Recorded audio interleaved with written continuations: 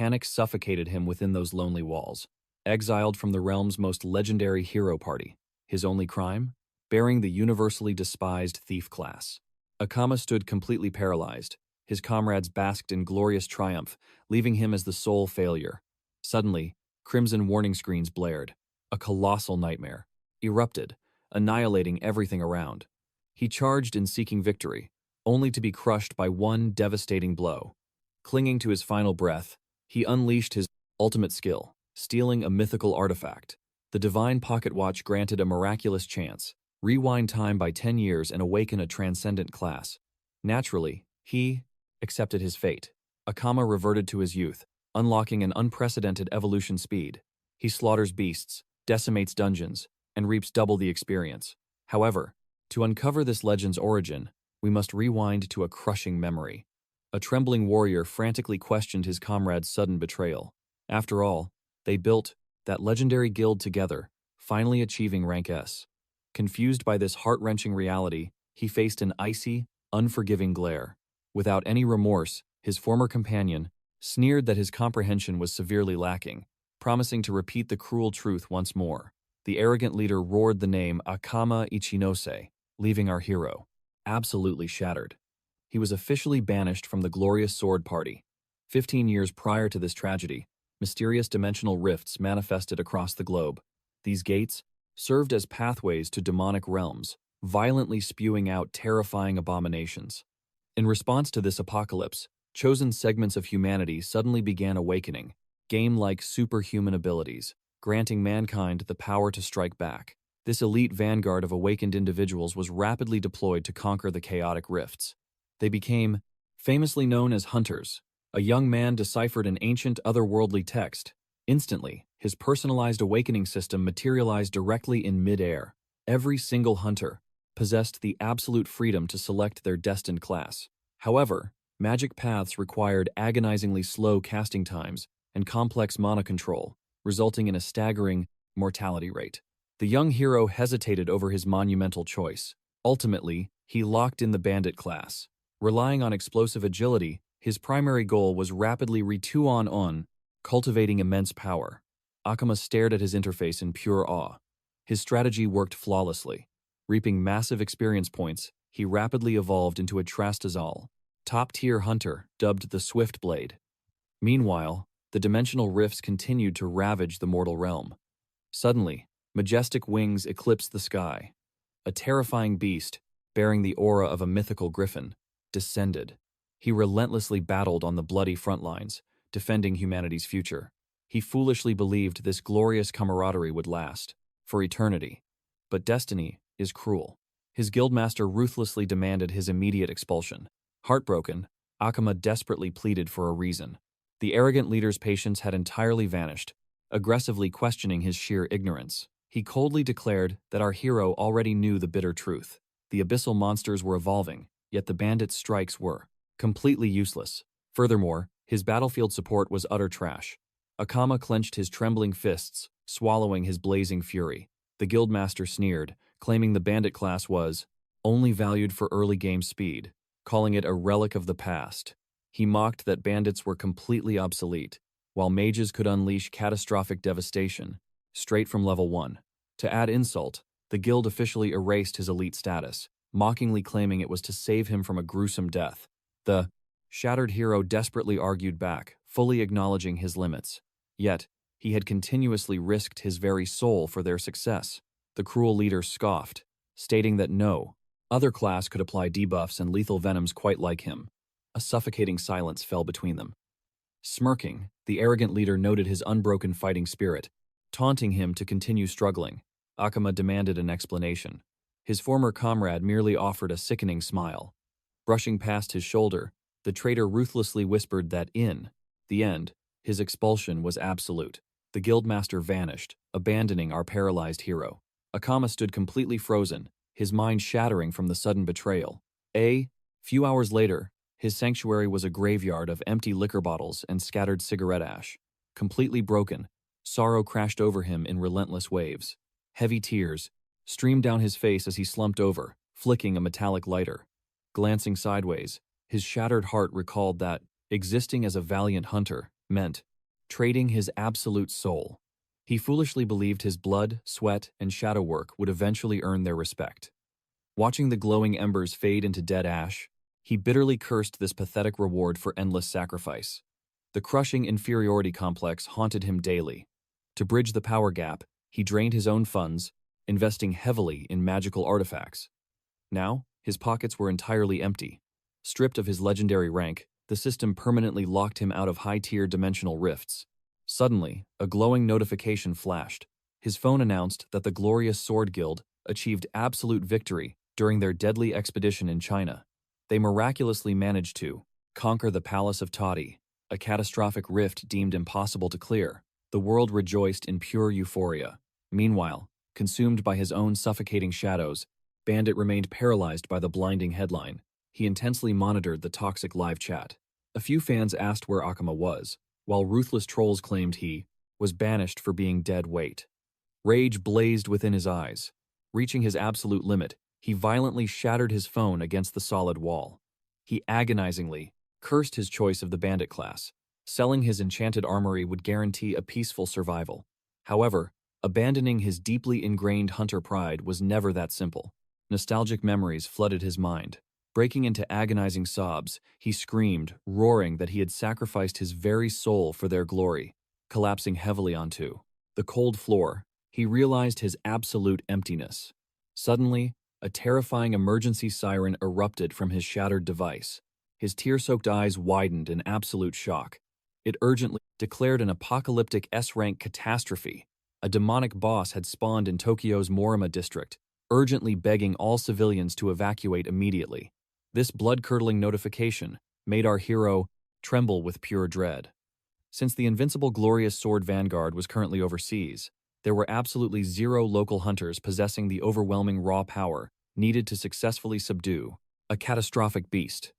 He was no exception. Standing alone, he felt entirely powerless. Yet, his fiery gaze drifted toward his magical armory. Swallowing his intense fear, he realized he could orchestrate a miracle. Hovering ominously, a gargantuan armored beast swiftly descended. Engaging this terrifying titan in a suicidal clash, our fearless hero furiously fought, while thankful he hadn't sold his armory. This absolute nightmare was Kronos, the legendary space-time dragon, radiating an aura far more menacing than he ever imagined. Akama fueled his resolve, deciding this battle would forge a legendary conclusion to his tragic hunter career. Despite his apprehension, the fearless rogue boldly declared that their death match had begun. Kronos unleashed an earth-shattering roar, violently ripping boulders from the bedrock. Igniting his speed, Akama fiercely dashed into. Ikoma braced his trembling body. He was a hunter. His duty was to buy precious seconds for the civilians to escape, praying for the other S-rank awakeners. So, he launched himself forward. The calamity beast, Kronos, roared and charged to meet him. Ikoma's eyes widened in sheer terror. The beast's speed was absolute. Snap! His trusted blade shattered into useless fragments. Desperation fueled his reflexes as he threw himself sideways, barely escaping the lethal strike. But then, a devastating shockwave erupted behind him. He watched, absolutely paralyzed by the overwhelming destructive aura. The ancient dragon bellowed, its towering presence mocking his pathetic weakness. Ikoma knew entering. Its domain meant instant death. Refusing to yield, he summoned his twin-bladed scythe, Hydra. A flawless strike landed, yet it yielded 0 damage. The system mocked him. Cold sweat drenched his face. The legendary beast possessed total poison immunity. Suddenly, Kronos unleashed a tempest of razor-sharp claws. Relying entirely on his raw agility, Ikoma narrowly danced past the devastation. The grim reality crushed his spirit. Victory was impossible. If he lacked the evasive arts of the evasive rogue class, he would be a corpse already. Cornered and breathing heavily, death stared him down. A final, desperate gamble remained. He whipped out a chained blade, twirling it with everything he had left. Slash! He hurled the plunder claw straight at the apex predator. This specialized artifact could steal directly from a target's inventory. He prayed for a miracle, anything to turn the tides of this hopeless slaughter. Time slowed. Those towering, shadow-drenched claws plummeted toward his fragile body. The execution shattered his defensive gear like glass. Coughing blood, Ikoma let out a hollow laugh. This was his final curtain call. Broken and bleeding among the sesh, ruined battlefield, he faced the cold embrace of death. Agony clouded his mind, plunging his fading vision into total darkness. After a miserable life, utterly sacrificed for humanity, he was dying like a discarded pawn. If only he could rewrite his pathetic destiny. Suddenly, a faint metallic warmth pulsed within his trembling grip. What was this mysterious weight? The plunder claw had succeeded. The system blared, revealing a mythical tier artifact. The heavenly chronograph, a god-level relic capable of absolute, temporal regression, offering one chance to rewind exactly 10 years. His mind reeled in absolute disbelief. Could he truly escape this grim fate? Choking on his own blood, he gambled everything on this impossible miracle. The Dragon Emperor descended for the kill. Staring into its abyss, Ikoma abandoned all his mortal fear. Hesitation meant true death. Channeling the very last drop of his fading life force, he crushed the celestial timepiece in his palm and roared into the heavens, demanding a second chance at life. The beast's devastating strike eclipsed the sun. A monstrous talon mercilessly impaled his heart, ripping through flesh and bone as his mortal soul dissolved into the void. Flash, a chaotic symphony of modern sounds shattered the silence. Gasping for air, Ikoma found himself violently sprawled across his old bedroom floor. He snatched his ticking alarm clock. The digital display screamed, Friday, 8 in the morning, year 2030. Heart pounding furiously, Ikoma pinched himself, praying this was no cruel illusion. He violently tore back the window curtains. The legendary S-rank warrior froze, completely paralyzed by the peaceful city streets. Snatching his smartphone, the glowing screen confirmed the impossible truth. A decade had been erased. The heavenly relic had answered his final prayer. Trembling, he immediately summoned his system interface. Ding! His jaw dropped at the glowing blue panel. His awakened class was unassigned. The regression was an absolute success. A predatory smirk slowly crept across his face. Destiny had dealt him a flawless new hand. With burning conviction, he vowed to conquer the apex and rule as the supreme monarch of all hunters. On the news, a reporter discussed rising civilian casualties, demanding that the government heavily restrict access to the mysterious dungeon gates. Ikoma coldly observed the broadcast while getting ready. An expert angrily argued that the demonic waves were evolving stronger every single year, and throwing unawakened sheep to the slaughter was pure madness. A bloodbath waiting to happen. Ikoma smiled, the reality of his 10-year leap finally setting in. Entirely. The brutal truth was simple: either awaken your power or become monster food. Possessing absolute knowledge of the timeline was the ultimate cheat skill. He alone held the blueprints of the future. Nobody else knew the hidden optimal grinding routes or the exact locations of legendary artifacts. But before claiming those treasures, he desperately needed an awakened class. That required hitting level 10 immediately. Beginner-friendly gates were incredibly scarce, especially for an absolute novice, possessing zero skills or combat authority. The Hunter Association fiercely monopolized these low-tier rifts. Stepping into a damp, F-rank goblin cavern, he calculated his experience points. Defeating the final boss would securely push him to level 6. Suddenly, steel clashed nearby as an older veteran gracefully slaughtered a goblin pack. The seasoned fighter laughed, claiming he appeared precisely when the newbie needed rescuing. Ikoma stared blankly, wondering who this random busybody was. The self-proclaimed savior arrogantly lectured that a weakling could never conquer this treacherous labyrinth. Solo. Greenskins might be trash, but their swarm tactics were lethal. Flashing a confident grin, he announced himself as Kenji, a mighty level 16 swordsman, whose duty was protecting fragile beginners from certain death. The community apparently nicknamed him the tutorial guide. Ikoma rolled his eyes internally. This veteran clearly lacked any real ambition or better dungeons to raid. Kenji rambled about how the hunter profession had zero retirement limits, making babysitting a profitable side hustle. Ikoma sighed, his patience wearing dangerously. Then, how did a supreme monarch end up tolerating this nuisance? Ding! A triumphant system chime interrupted his thoughts. He pumped his fist. He broke through the level 10 barrier. A holographic window celebrated his ascension, rewarding him with 2 precious attribute points. Kenji enthusiastically smacked the young warrior's shoulder, loudly celebrating this momentous milestone. As Ikoma offered a polite, forced nod of gratitude, the older man confidently predicted that with enough grinding, the rookie might actually build a respectable reputation. Ikoma smirked inwardly. Respectable? He was destined to reclaim his S-rank throne. Kenji helpfully reminded him that the class advancement ceremony was now unlocked, offering a massive power spike. The regressor stood silently, analyzing the profound system mechanics.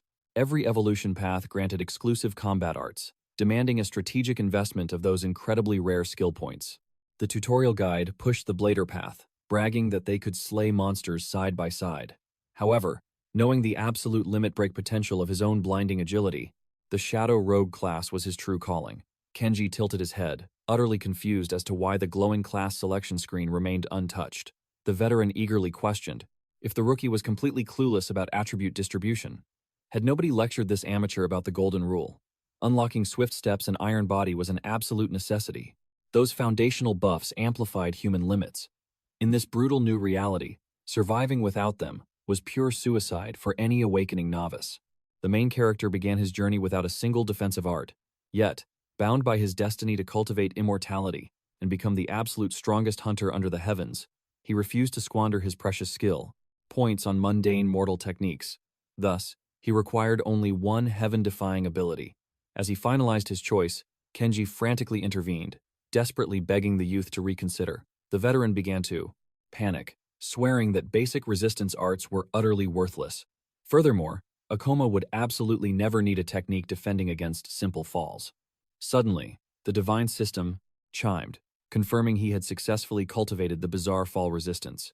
The frantic elder questioned if the boy feared heights, sternly warning him to wisely select his future martial paths. Utterly paralyzed by shock, Kenji watched the main character dump 10 more skill points, instantly elevating the peculiar resistance to the second realm.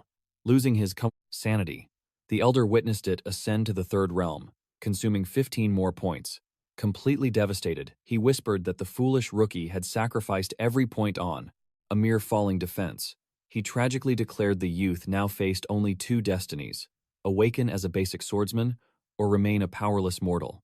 Yet, our hero smirked, claiming there remained a third path to heaven. This bold claim shook Kenji's very soul. Akoma confidently awakened the Gravity Master Path, a legendary hidden class unlocked only when channeling all beginner points from levels 1 through 10 purely into falling defense. For centuries, this profound secret remained buried due to its insane cultivation conditions. But even after its eventual unveiling, most ordinary hunters avoided it like a heavenly tribulation. Mastering gravitational forces demanded impossible talent. However, having ruled as an S-rank sovereign in his past life, he possessed the absolute certainty that this martial path reigned supreme. The trembling elder roared, desperately commanding him to halt the spiritual process. Ultimately, this chaotic choice would forge a fragile spellcaster. Kenji begged the youth to sever the awakening and embrace the way of the sword. However, Akoma radiated pure confidence in his heavenly destiny. Instantly, the divine system announced his glorious new realm, granting absolute dominion over gravity and spatial magic. Witnessing his triumphant breakthrough, the main character practically radiated victory. He roared to the heavens, proudly claiming his arcane mantle. In this lifetime, he would reclaim his S-rank throne and permanently eradicate his past humiliations. Meanwhile, cold sweat drenched Kenji's face as he observed the reckless novice. He desperately warned the young cultivator, stressing that he completely failed to grasp the harsh reality of magical combat. The weary veteran explained how spellcasters possessed paper-thin mortal shells, suffering a devastatingly high mortality rate compared to the frontline warriors. He even pleaded for the youth to abandon the dangerous hunter lifestyle completely. Observing this genuine concern, Akoma quietly acknowledged that this predictable backlash perfectly aligned with the mortal world's profound ignorance toward magic. Without warning, Kenji's face twisted into absolute, blood-curdling terror as he screamed into the void, completely shattered by a sudden spatial distortion. A sinister Crimson Hood goblin, level 17, manifested from the shadows. Trembling violently, Kenji confessed he never imagined such an elite nightmare would breach their beginner realm. The bloodthirsty beast immediately targeted a defenseless female cultivator. Kenji lunged forward to shield her, yet his inner voice screamed that his mediocre martial arts were completely useless against elite demonic beasts, chaining him to this pathetic realm forever. The surrounding hunters, merely pathetic level 10s or lower, froze in absolute despair. Nobody could halt this demonic slaughter. Swallowed by panic, Kenji suddenly remembered the fragile rookie. Gripping his rusted blade, the elder charged the monster, vowing to hold the line. Even Akoma felt genuine surprise seeing such a terrifying anomaly. Inwardly, the youth calculated that the veteran's cultivation level should easily secure a victory. Tragically, the terrified elder could only raise his guard as the goblin relentlessly unleashed a storm of deadly strikes. The main character realized this veteran severely lacked the combat Dao to punch above his mortal limits. The battered elder began, screaming for salvation, desperately begging for a level 15 warrior's aid. The crowd questioned his level 16 status, but his broken spirit refused to clash with a beast transcending his own realm. The hero briefly considered remaining an invisible spectator in the shadows. This elite demon completely eclipsed his beginner stats. He even realized his mortal eyes could barely track its deadly speed, guaranteeing absolute annihilation if a single blow connected, heavily compounded by his untested magical affinity. The cosmic Tao of gravity severely crippled his physical foundation. Yet, memories of the elder's genuine warmth and protective nature suddenly flooded his mind. His martial honor absolutely refused to abandon a righteous soul like Kenji to the abyss. Drawing his blade, he smirked, declaring his eternal thirst for impossible heavenly tribulations. He would shatter the fragile mage stereotype today. Aghast, the bloody veteran screamed that the rookie was marching towards certain doom. Spellcasters were notoriously pathetic in close combat, and a demonic beast of this caliber would sever his head before he could even blink. Completely ignoring the warnings, our hero taunted the Crimson Hood. The blood-crazed abomination locked its murderous gaze upon him, while the youth casually announced this creature would become his personal gravity-testing dummy. Firmly trusting his absolute supremacy, he gladly wagered his precious second life, utterly refusing to cower before such pathetic trash. Striding confidently into the kill zone, he proclaimed that retreating now would dishonor his legendary awakening. The desperate elder begged the fool to flee. Simultaneously, the beast unsheathed its jagged steel and launched a devastating assault. The greatest curse of cultivating arcane magic remains their tragically fragile constitution, forever demanding absolute protection from frontline warriors. Yet, our hero defied the heavens, for a master of spatial weight could easily overwrite his own physical limits. Channeling his spiritual energy, he instantly slashed his gravitational burden in half. Becoming lighter than a feather, he effortlessly sidestepped the lethal execution. Kenji's jaw dropped as he questioned the rookie's impossible velocity. Within his mind, Akoma noted that bending the heavenly laws of physics skyrocketed his agility by rendering his mortal weight meaningless. Though this restricted his footwork to strictly linear dashes, predicting a brainless demon's trajectory was absolute child's play. The furious beast unleashed another ruthless combo, yet grasped mere shadows as the youth danced away. He smirked, recalling past lifetimes spent slaughtering endless demonic hordes relying purely on god-tier agility as a shadow rogue. The Crimson Hood howled in agony as cold steel bit into its demonic flesh. Stunned, the elder repeatedly questioned how a frail beginner could execute such lightning-fast counters. Through absolute mastery of mana circulation and arcane Tao, elite spacebenders easily rival the pure physical dominance of legendary body cultivators. The main character scoffed that primitive beasts rely entirely on predictable mechanics, rendering them utterly defenseless. He simply needed to shatter his own mortal speed limits. The veteran begged to uncover how this was even possible. Feigning shock, the youth roared at the elder to deliver the glorious execution blow. Galvanized, Kenji charged back into the fray with blazing steel. The hero's piercing gaze locked onto the creature as its attention shifted toward the charging veteran's battle cry. Flashing a demonic smirk, Akoma chillingly asked the beast if it truly dared to expose its back to him. Gravity magic activated. The crushing pressure pins the beast down. The goblin freezes, eyes wide with terror, as the old hunter descends from above.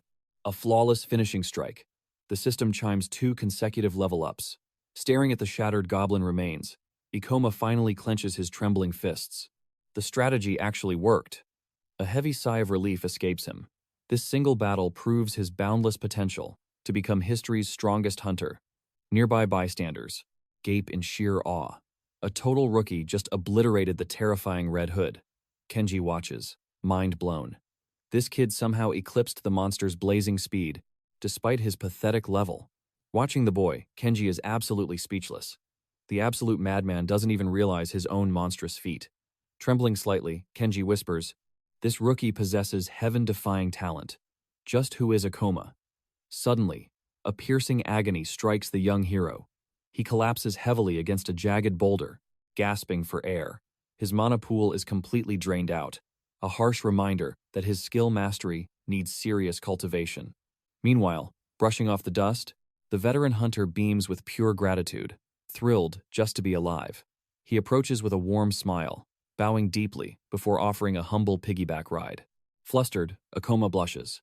It is incredibly embarrassing, but his exhausted body leaves him no choice. Dozens hid inside the terrifying portal, yet only this freshly awakened rookie dared to step into the chaotic abyss. The old veteran's heart swells with immense respect. This courageous boy shattered his deep-seated trauma, reigniting a warrior's spirit. For years, crippling fear chained him to pathetic, low-level hunts. But the cowardice ends today. No more playing the pathetic tutorial. Guide. He steps forward, radiating a conqueror's pride. Kenji watches intently, declaring it a true honor to witness a legend's genesis. Bowing his head once. That dungeon perfectly demonstrated his terrifying gravity arts. The next step? Explosive leveling. But solo grinding is a massive waste of precious time. Plus, though, lethal dangers demand a trustworthy companion. At the guild, a receptionist blinks in sheer confusion. A gravity-based class? It sounds completely absurd.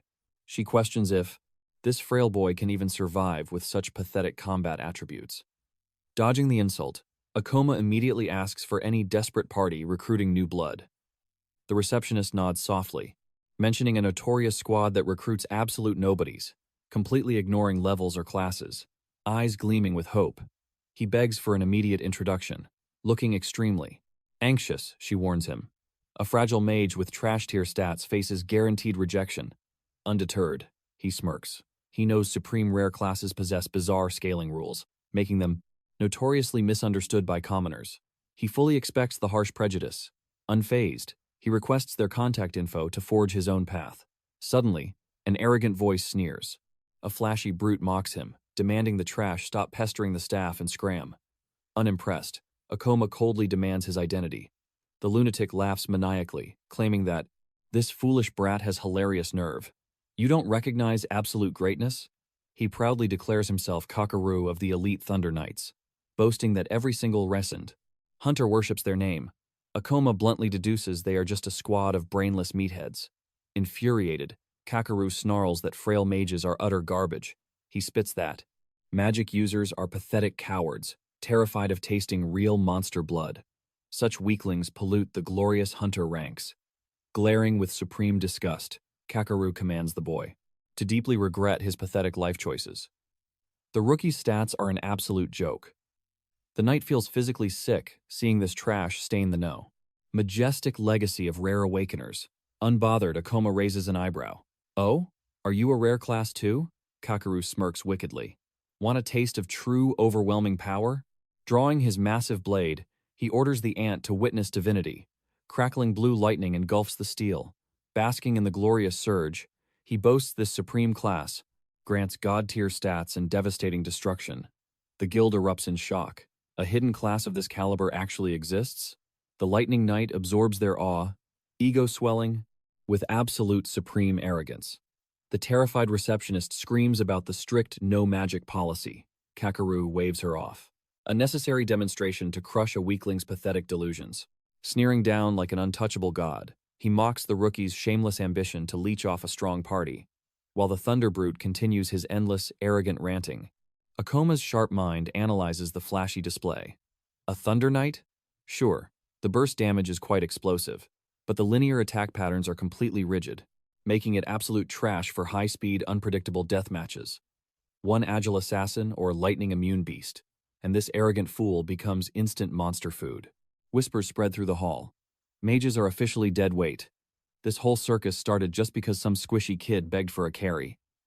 However, in stark contrast, jealous eyes practically worship Kakaru's destructive lightning aura. Akoma sighs inwardly. Dungeons are still a brand new mystery to mankind, so this profound ignorance is entirely expected. He bitterly recalls the dark ages of relentless magic prejudice. These fools blindly worship raw base stats and flashy explosions, entirely ignoring true strategic depth. It seems the solo leveling path is inevitable. The brave receptionist scolds the lightning brute for his ruthless cruelty. Smiling softly, our hero thanks her kindness, stating, he'll embrace the lone wolf destiny for now. The electric maniac laughs, telling the fragile trash to quit the brutal hunter life entirely, swearing that he absolutely refuses to scrape the boy's mangled corpse off a dungeon floor. Walking away, Akoma drops a chillingly polite, "Thank you." Kakeru's arrogant gaze burns holes in his back. Inside, the guild's dusty archive room, Akoma flips through an ancient manual. Gaining societal respect will be a brutal grind. Forming a reliable party is completely off the table for the foreseeable future. His master plan? Uncover a fiercely loyal comrade, or a hidden genius whose abilities create devastating synergy with his crushing gravity domain. But first he needs overwhelming power, a legendary feat to shatter their prejudice. Decapitating the Red Hood felt like a mere warm-up, revealing just a fraction of Telman's, a gravity sovereign's terrifying true potential. Should he risk his life diving into a higher-tier gate? His eyes fiercely scan the guild's dangerous classified dungeon records. Bingo! The level 25 statue temple, an absolute goldmine. These stabilized domains are carefully maintained by the association, providing a permanent hunting ground for ambitious awakeners to harvest. Massive experience points. The dreaded Stone Knight rules as the apex boss, creating the ultimate farming zone for brave novices seeking fortune, once he completely slaughters that colossal beast. Every elite squad will desperately beg for his magic. The system allows underleveled daredevils to cross the gate, leeching vital combat data by hunting weaker prey near the dimensional rift. Slamming the heavy tome shut, Akoma's eyes blaze with unbreakable resolve. It is decided. He will conquer the cursed statue, temple, shatter his limits, and assemble an unstoppable crew. Meanwhile, deep within a darkened abyss, bloody footsteps echo. A critically wounded figure sprints for his life, gasping. Total nonsense. Suddenly, his foot catches on the rough terrain. The boy crashes down hard, letting out a blood-curdling scream as sheer terror fills his eyes. Then, a deafening crash shakes the earth. A blood-soaked stone golem towers over him. The guild receptionist stared in pure shock. He was merely a level 12 rookie, yet he dared to challenge the Temple of Statues alone. But our hero simply smirks, noting that no guild rule forbids his solo raid. Trembling with anxiety, the receptionist admits he is technically right. However, she heavily warns that this is pure suicide. The system's recommended threshold for this deadly dungeon is level 25. The anxious woman pleads that dungeons are breeding grounds for absolute chaos. As Akoma turns his back, our protagonist confidently declares that he is merely scouting the area, promising a swift return. Standing before the swirling vortex of the portal, he hardens his resolve. To break his limits and awaken true power, he absolutely must embrace the danger. He had always danced with death, battling beasts far beyond his rank. Without risking his life, gathering enough experience points to evolve would be totally impossible. Fortunately, this raid would be incredibly efficient. Slaying a high-tier beast here guarantees a massive experience boost. He carefully navigates through a corridor of silent, towering statues. Suddenly, one possessing a glowing crystal upon its brow awakens. It lunges at his blind spot with murderous intent. But our hero swiftly evades the fatal strike, scoffing at the predictable ambush. Akoma immediately summons his system interface. The holographic screen reveals a level 20 threat. Staring down the towering stone beast, our hero confidently smirks, fully realizing that this battle is completely within his grasp.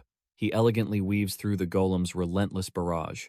However, a sudden realization hits him. His path is blocked. The relentless stone juggernaut violently closes the distance. Reacting instantly, he activates his gravity reduction skill. Becoming lighter than a feather, he effortlessly escapes the trap and lands a blindingly fast counterattack. Yet, the colossal guardian doesn't even flinch. Not a single scratch marks its rocky armor. But our protagonist remains completely unfazed. His heightened senses can clearly perceive every single structural flaw. Moving like a phantom, he unleashes a devastating flurry of strikes upon the monolithic enemy. Observing the chip damage accumulating on its thick hide, he calculates that this fight will test his endurance. High defense stats were practically guaranteed in this dungeon. The colossal monstrosity lunges forward with earth-shattering force. Even if breaking its armor takes immense time, this is the perfect chance to experiment. Channeling his mana, he triggers gravity reduction once more, gracefully dancing away from the beast's crushing, heavy-handed assault. Instantly, he shifts to absolute gravity amplification. Channeling crushing weight into his blade, he mercilessly thrusts forward. His sword erupts through the monster's impenetrable chest plate. From the fractured core, a blinding crimson light bursts outward. The colossal golem violently splits in two. He breaks down his tactical masterpiece, minimizing gravity for explosive velocity, before forcefully multiplying his downward momentum. Upon impact to maximize raw destructive power, this deadly combo creates an absolutely devastating strike. Exactly as calculated, a cascade of golden light bathes him as his level skyrockets, prompting him to allocate his newly acquired points instantly. Swiping open the system hologram, a cunning grin forms on his face. Analyzing his tactical options, he realizes that he possesses just enough skill points for a single, game-changing upgrade. Without hesitation, he selects gravity manipulation. The system chimes in confirmation, as a surge of profound arcane energy elevates his cosmic mastery to level 2. This evolution grants him absolute dominion over his personal gravitational field. A thrill of pure satisfaction washes over him, knowing he can finally bend the very vectors of gravity to his will. The tactical possibilities are practically endless. However, his true objective in this perilous realm remains securing the legendary demon stones. These crystallized monster cores are undeniable proof of slaughtering a formidable stone knight. Despite securing his grand prize, his mana reserves are still practically overflowing with violent, untamed energy. Craving more action, his piercing gaze sweeps the shadowed temple for fresh prey. Spotting several dormant giants, he readies his blade to push his awakened powers to the limit. Out of nowhere, a catastrophic thunderbolt obliterates a nearby statue into mere dust. The infamous Thunder Knight's elite party was raiding this exact dungeon. One of Kakeru's awestruck guild members praises his overwhelmingly devastating might. Eradicating a high-tier monster with just one casual swing is insane. The female hunter notes that despite the Stone Knights boasting extremely high elemental resistance to lightning, his raw power completely bypassed their defense. Kakeru scoffs at the pathetic challenge, questioning if all monitored gates are this dreadfully weak. Chuckling arrogantly, he complains about the agonizingly slow experience gain, demanding a raid on a far deadlier portal to satisfy his bloodlust. Stepping mercilessly upon the smoldering, shattered remains of the freshly slaughtered guardian, an eerie, menacing silence falls over the arrogant warrior. His companion hesitantly questions if his brutal treatment of the rookie guild member was perhaps unnecessarily cruel. But Kakeru dismisses her pity, aggressively declaring that weaklings must be forcefully taught their miserable place in the hierarchy. He claims his harsh reality check was essentially a divine blessing, saving the pathetic trash from an inevitable, gruesome death. Sometimes, brutal discipline is the only way to awaken fools to the reality of hunting. Someone had to enforce the harsh truth. Yet, his teammate mutters that his actions felt purely malicious. Suddenly, a soul-shaking tremor echoes from the abyssal depths. Drawing his crackling blade, Kakeru wonders if it is merely another standard mob. His scout carefully notes, the looming chamber ahead is immensely vast. But the arrogant leader simply sneers. To him, an oversized target is just a larger stepping stone on his path to supreme dominance. Suddenly, a colossal, primordial stone overlord emerges from the shadows. Pure terror grips his companions as they frantically scream. A wicked grin spreads across Kakeru's face. The true hunt has finally begun. His system marks the behemoth as a staggering level 30 boss. Its mountainous silhouette dwarfs every beast they had crushed. Visibly trembling, his ally stammers that surviving a clash with a level 30 catastrophe is mathematically impossible. Unfazed, Kakeru's eyes burn with arrogant ambition. He confesses his growing boredom, stating that slaughtering weaklings offers absolutely zero thrill or glory. Believing his elite Thunder Squad stands at the absolute pinnacle of hunters, he fully intends to crush this legendary giant with his own two hands. The monolithic guardian hoists its titanic weapon. The immense pressure fractures the dungeon floor. Panic-stricken, his ally begs him to reconsider this suicidal clash, but the Thunder Knight boldly declares, numerical superiority guarantees their absolute victory. Gripping his sparking hilt, he acknowledges the boss's menacing stats, yet dismisses it as nothing more than a slow, oversized chunk of useless rock. Brute strength means nothing without speed. In a flash, the colossal giant obliterates the space between them, unleashing an apocalyptic strike. Kakaru barely evades the crushing blow, cold sweat dripping. The sudden wave of dread washes over him. This beast's agility vastly defies logic. Launching himself directly at the towering enemy, he stubbornly insists his electrifying combat arts can easily shatter the Titan's armor and expose its core. Roaring, he brings down a torrential lightning strike upon the beast. But as the smoke clears, sheer panic sets in. He realizes that this monstrous boss possesses defense stats that utterly eclipse his offensive output.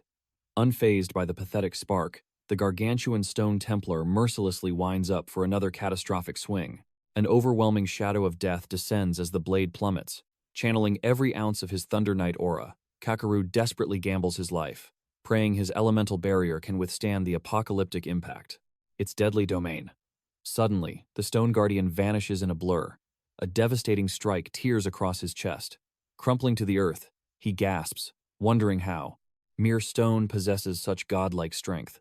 Trembling violently, he stammers that only legendary artifacts surpass his current realm. But this ancient monstrosity clearly exists on an entirely different plane. His panicked comrade screams his name. That oppressive spiritual aura roars a lethal warning to them all. But before he can even finish his warning, the statue lunges toward the female cultivator. Steel sings against stone as she barely deflects the fatal blow. Her remaining ally desperately shouts Karen's name as the shockwave blasts her away. Suddenly, a ruthless punch caves in his own stomach. The catastrophic impact makes him violently cough up. Crimson blood. Watching his elite squad completely decimated, Kakaru's soul shatters with absolute terror. Paralyzed by panic, his mind furiously denies this nightmare. Staring up at the towering behemoth, he realizes the sheer gravity of its suffocating presence. Gathering his dwindling energy, he declares his own elite status. Igniting his core, he unleashes a devastating storm of divine lightning at the Titan. He channels every last drop of his spiritual essence into the blast. But his hope shatters as the unyielding knight casually snaps his blade like a mere twig. Utterly helpless, he stares at his ruined weapon in absolute despair. Frantic, he leaps backward, consumed by mortal dread and sheer panic. Pathetic tears stream down the hunter's face. Yet, the merciless construct marches closer. His eyes widen in pure disbelief as the nightmare shadow looms. Ever closer. The behemoth raises its executioner's blade, while Kakaru begs the heavens to wake him up, screaming that he refuses to perish here. There, resting right before him, in the dust, his shattered pride lies ruined. The Stone Knight pauses, glaring down at him like a pitiful insect. Quivering with absolute terror, the broken warrior starts to grovel for mercy. Smashing his head against the ground, he shamelessly pleads for survival. His desperate screams beg the heavens for a savior. Suddenly, a foot wreathed in violent purple aura explodes onto the scene. The monster swings its catastrophic stone blade. In a flash, our main character unleashes gravitational reduction. The sheer pressure forces the massive statue into sudden paralysis. Sensing the disruption, the golem scans the battlefield for its new challenger. A brilliant violet light violently erupts right near its armored ribs. Landing gracefully, Akoma exhales sharply. He already knew a basic strike wouldn't shatter its defense. Stunned, Kakaru recognizes the boy as the guild's reckless rookie who picked the mage. Class. The young prodigy simply smirks in silence. Furious, the veteran demands to know what kind of suicide mission this is, screaming that defeating this titan is entirely impossible. Having only reached level 16, the main character silently agrees with the coward. He steels his racing heart, knowing this battle defies logic, facing a colossal level 30 Stone Knight. This monstrosity definitely mutated by feasting on countless weak cultivators, evolving into a terrifying irregular anomaly. Despite the suffocating death aura, he simply must acknowledge the enemy's overwhelming scale. He chuckles, muttering that he only came for a peaceful hunting stroll to farm some quick experience. But the heavens had woven a much darker fate today. Still crawling in the dirt, Kakaru screams at him to stop staring at the boss and flee for his life, warning him that the beast massacred their elite team in a single breath. Stepping past the fallen comrades, our hero completely ignores the coward's wailing and fiercely activates his gravitational domain. Reading his killing intent, the gargantuan golem charges up a devastating strike. Yet, Akoma vanishes like a phantom, his agility unmatched. Instantly, the ruthless statue alters its trajectory, launching a vicious countersweep. The moment his boots brush the earth, the young mage blasts skyward again. Defying logic, he flawlessly positions himself directly above the Titan's blind spot. He crashes his blade viciously against the golem's skull. Watching from the dirt, Kakaru's mind goes entirely blank. He simply cannot comprehend this impossible sight. How is a trash-tier rookie mage pulling off such godly evasion? He is actually clashing equally with a boss-level nightmare. Meanwhile, the main character coldly analyzes the battle flow. Despite its terrifying level, the golem's speed is surprisingly sluggish. Outmaneuvering it is child's play. However, his fatal flaw remains: he severely lacks the destructive skill required to shatter its core. This ancient guardian boasts an impenetrable physical defense. His current attack power merely scratches its armor. Factor in the astronomical level gap. And his situation is dire. Constantly spamming gravity manipulation is rapidly draining his precious mana pool. Time is running out fast. Suddenly, the stone juggernaut locks onto him, preparing to unleash absolute destruction. Dancing away from death, Akoma grins, admitting this gamble is pure madness, but he must forge his own destiny. The executioner's blade cleaves empty air. Kakaru mutters that a miracle was absolutely impossible. He secretly prayed the kid possessed some hidden trump card. Tragically, the rookie's slash bounced off harmlessly. Maintaining that intense gravitational domain burned through his spiritual energy like wildfire. Yet, fighting this colossal nightmare required every trick. Acknowledging his limits, Akoma knew a prolonged war meant certain death. He resolved to end this clash right here and now. A world-splitting slash tore through the space he just occupied. The agile prodigy vanished once more. Channeling his mana, he double-jumped into the heavens. Our hero spun, violently mid-air, building terrifying momentum. Suddenly, manipulating his own mass, he viciously stomped the Titan's blade straight into the earth. Enraged, the beast threw a mountain-shattering punch. Akoma leaped higher, perfectly dodging the catastrophic shockwave. He landed flawlessly right atop the boss's crown. Utterly mind-blown, Kakaru screamed out, demanding to know how a human could move with such divine grace. Was it a hidden class perk? The young mage anchored himself firmly onto the rocky skull. Gritting his teeth, he mentally confessed he truly wanted to keep his level 2 manipulation art a strict secret. But life-or-death situations demanded absolute sacrifices. With blazing eyes, he chanted reverse gravity. Instantly, the world flipped. The boy planted his boots firmly onto the cavern's ceiling, realizing the absolute brilliance of casting the spell on his own body. Down below, the confused Titan searched blindly for its prey. He smirked, finding his new tactic entirely overpowered. The main character gathered his aura, calculating that the terminal velocity from this altitude would multiply his attack power tenfold. Driven by pure combat instinct, he forcefully triggered the instinct of Inimicized gravity amplifier. Gripping his blade tight, he roared that his body's mass was multiplying exponentially. Fusing this terrifying weight with his raw drop speed, the resulting impact would be absolutely catastrophic. Bellowing from the heavens, he declared that dodging was now impossible. Tearing through the atmosphere, our hero unleashed his legendary technique, Meteor Fall, aiming straight down to obliterate his foe. The gargantuan Titan was cleanly cleaved in twain, its ancient body immediately dissolving into glowing dust. Amidst the crumbling stone rain, a system chime announced he acquired 524 sweet experience points. A golden light engulfed him, rocketing his status from level 16 straight to 23, granting 14 precious skill points. Smirking in triumph, his insane gamble paid off. After all, slaying a nightmare boss double his own level granted an astronomical experience multiplier. Basking in the glorious victory, Akoma let out a triumphant cheer. Exhausted, he collapsed to one knee after 40, rapidly upgrading his fall damage resistance to level 3. Massaging his bruised legs, he silently admitted that terminal velocity collision hurt like hell, but the overflowing power made it entirely nullified the beast's defenses. Meanwhile, Kakaru froze in sheer awe, completely speechless. His own devastating lightning arts had failed to even scratch that indestructible demonic beast. Yet, this solitary magic cultivator obliterated it, face burning with shame. He questioned why the main character intervened, especially since he had mercilessly mocked him back at the Immortal Guild. Panic suddenly gripped Kakaru. Was Ikoma seeking ruthless vengeance?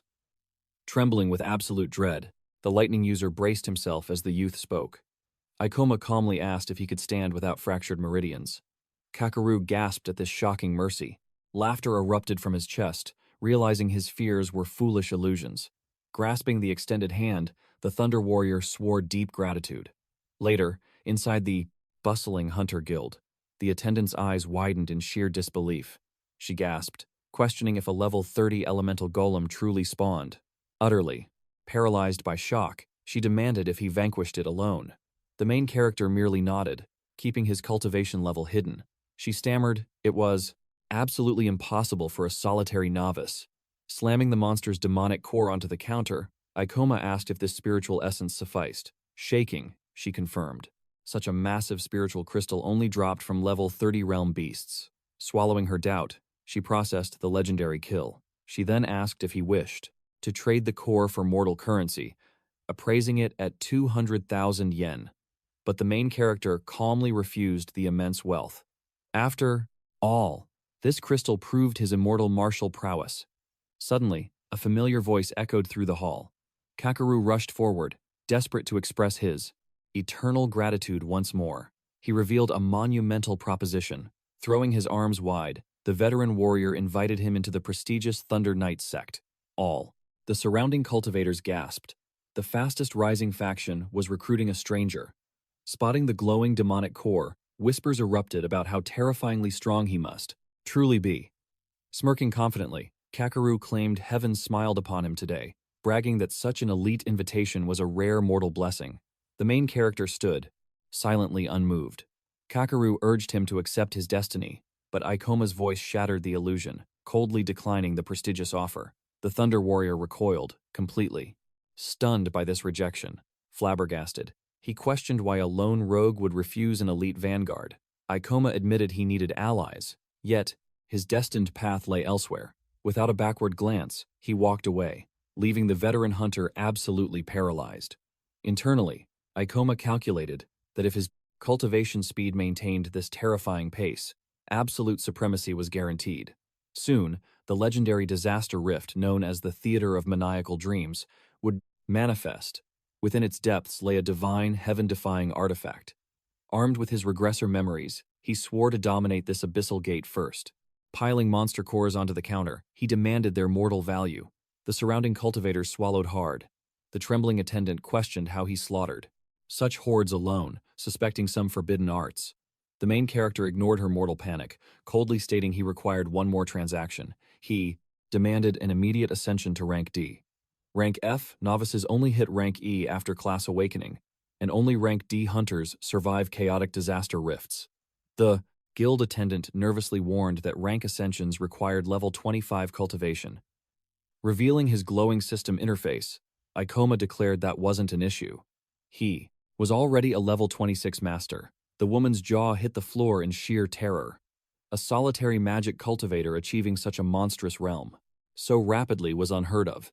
She practically screamed, questioning how his leveling speed defied the heavens, calling it dark sorcery. Gathering her breath, she wondered if gravity masters truly possessed such heaven-shaking might. Soon, Ikoma secured his new guild token. Armed with his supreme class and 10 years of past life combat mastery, he was unstoppable. Though skyrocketing through cultivation realms invited deadly imperial attention, he had to race against the wheel of fate. Achieving rank D unlocked treacherous high-tier rifts in elite sect alliances. But his true objective was authorization to raid the abyssal gate harboring that divine weapon. In his previous incarnation, the rogue cultivator who claimed that relic devolved into a bloodthirsty demon. The sudden influx of supreme power corrupted his soul entirely. But this timeline, Ikoma would intercept that destiny. Yet, to conquer this dimensional trial, he needed a specific ally. Scanning the guild hall, he realized forming a massive vanguard faction would only breed deadly betrayal. Securing just one loyal comrade was the ultimate strategic move. However, finding an ally whose spiritual arts perfectly synergized with his gravity manipulation was like finding a needle in the void. He pondered deeply about what magical foundations could survive the impending nightmare rift. Massacre. The ideal candidate must be a lone wolf who still understood battlefield formations. The main character narrowed his sharp eyes, sighing that his celestial standards were perhaps too strict. Beating the clock meant physically scouting every hunter syndicate across the province. Hours later, he grumbled that chasing perfection had burned half his daylight. Crossing the threshold of the fourth immortal guild, he nearly surrendered his impossible search. Entirely. Suddenly, a vicious voice echoed, cursing a comrade as mortal trash. A tearful girl bowed repeatedly, but the furious vanguard leader sneered that apologies couldn't revive the dead. Ikoma watched this dramatic conflict unfold. The cruel leader pointed at Satsuki, banishing her from the sect. The desperate girl pleaded, swearing, to refine her cultivation. But the arrogant leader scoffed, mocking her excruciatingly slow monocycles and labeling her magical arts as utterly worthless. She spat. That Satsuki owed them spirit stones just for carrying such dead weight. The humiliated girl stood paralyzed by the brutal rejection. Lurking in the shadows, the main character analyzed the pathetic scene. Memories of his own past life betrayal flared, yet his rational mind warned against useless mortal pity. After all, charity companions meant certain death in the abyssal rift. The cruel captain continued tearing Satsuki down, laughing at her tragic choice of a garbage-tier magical class, calling her very existence a pathetic joke. The tyrant bragged that doom was inevitable the moment she realized. The crying girl was an arcane witch. Like a spark hitting dry powder, Ikoma's eyes blazed with intense calculation. While the crowd told her to quit, he knew witchcraft, and gravity arts forged the ultimate apocalyptic synergy. Her chaotic damage output could absolutely annihilate the theater's final boss. The gears of fate turned as he considered. Breaking the silence, the arrogant woman demanded his intentions. Our main character introduced himself smoothly. He was a rank D hunter, currently searching for a solid party to join. Her eyes gleamed with sudden greed upon spotting his rank D credentials. Leaning in with a seductive smirk, she purred that she had just opened a rare spot in her elite party, inviting him to claim it. Ignoring her completely, he eagerly called out to Satsuki, offering her a place in his Satsuki own squad. The arrogant woman stood frozen in disbelief, while her former teammate looked utterly bewildered. Internally, Ikoma swore he could never let this legendary opportunity slip away. She possessed the witch class, his absolute perfect target. Snapping back, the rejected woman mocked his choice, urging him not to waste time, begging him to join her superior party instead. Blushing deeply, Satsuki bowed and appreciated his sudden offer. However, she confessed her meager rank E status, admitting she hadn't even reached level 20. Gently taking her trembling hand, Ikoma promised her level would skyrocket in no time. He looked into her eyes, declaring he needed her unique strength. Tears forming, she called her class useless, fearing she would only become a heavy burden. Unfazed by her doubts, Ikoma firmly swore to guide her awakening. Trembling, Satsuki confessed her shattered self-esteem, whispering that perhaps it was finally time to abandon her hunter dreams entirely. Smiling warmly, he requested just one leap of faith. He begged for a chance, promising to forge the shattered confidence she desperately lacked. Bowing deeply with newfound resolve, Satsuki accepted his hand, honored to join his party. Scoffing loudly, her toxic former teammate crossed her arms, refusing to believe that. He seriously picked such pathetic trash for his squad, swearing he would bitterly regret it. Ikoma coldly thanked her warning, but with a chilling aura, he had one final truth to add. Brushing past her shoulder, our hero declared his absolute mastery over hidden class potentials. Trailing closely behind was his chosen partner. Her unique magic could flawlessly cover the fatal blind spots of a gravity master. The greatest secret was her class's absolute dominance within the theater domain, rivaling the sheer destructive power of his own legendary arsenal. Sometime later, the duo arrived at a secluded, mysterious location. Our hero warmly thanked her for bravely following him into the unknown. Glancing down, Satsuki muttered that witches truly weren't that spectacular in battle. Smirking, our hero revealed his own mage class origins. He swore that her perceived weakness was merely an unbloomed power, destined to shake the world within a few years. Wide-eyed, she asked if he genuinely believed in her hidden potential. Nodding firmly, he confirmed his absolute faith, but shifted the focus to an impending portal threat. Stealing her resolve, the girl assured him she was ready. However, tension spiked as he revealed the terrifying truth. This was no ordinary dungeon. They were targeting an untamed gate that hadn't even manifested, yet boasting a lethal recommended level of 30 or beyond. Horrified, Satsuki gasped. A level 30 domain meant absolute slaughter for rookies, and worse, it was a completely unmapped, uncharted abyss. Unmapped gates were chaotic death traps, entirely devoid of survival data or strategic analysis. Trembling like a leaf, she confessed her fragile level 17 status, whispering that her cursed class meant instant death. Flashing a confident grin, our hero told her to breathe easy. He vowed to protect her, declaring he would slaughter every beast alone. In his past life, he had memorized every single bloody record of these dimensional tiers. This ultimate knowledge birthed his flawless strategy to obliterate the theater boss. Eyes burning with resolve, he declared the two of them would conquer this nightmare abyss with ease. He solely asked for her unwavering trust. A pang of guilt struck him for dragging an innocent soul into hell, but he had to secure that legendary artifact at all costs. Shaking her head, Satsuki questioned his impossible foresight regarding an unborn dungeon. Ikoma maintained his mysterious aura, stating he simply couldn't expose the heaven-defying truth. He simply brushed it off as the power of a divine, rare relic. Her eyes narrowed in utter disbelief. She knew perfectly well that no magical item possessed such godlike clairvoyance to foresee dimensional rifts. Suddenly, piercing sirens erupted from every smartphone around them. Heart pounding frantically, she snatched her device to uncover the terrifying catastrophe unfolding. Our hero calmly checked his own screen. The entire city was spiraling into pure panic over a sudden gate warning erupting near the Sikyo sector. Satsuki stammered, asking if this was the exact nightmare domain he prophesied. Unfazed, the main character simply nodded, declaring their holy crusade would officially commence tomorrow.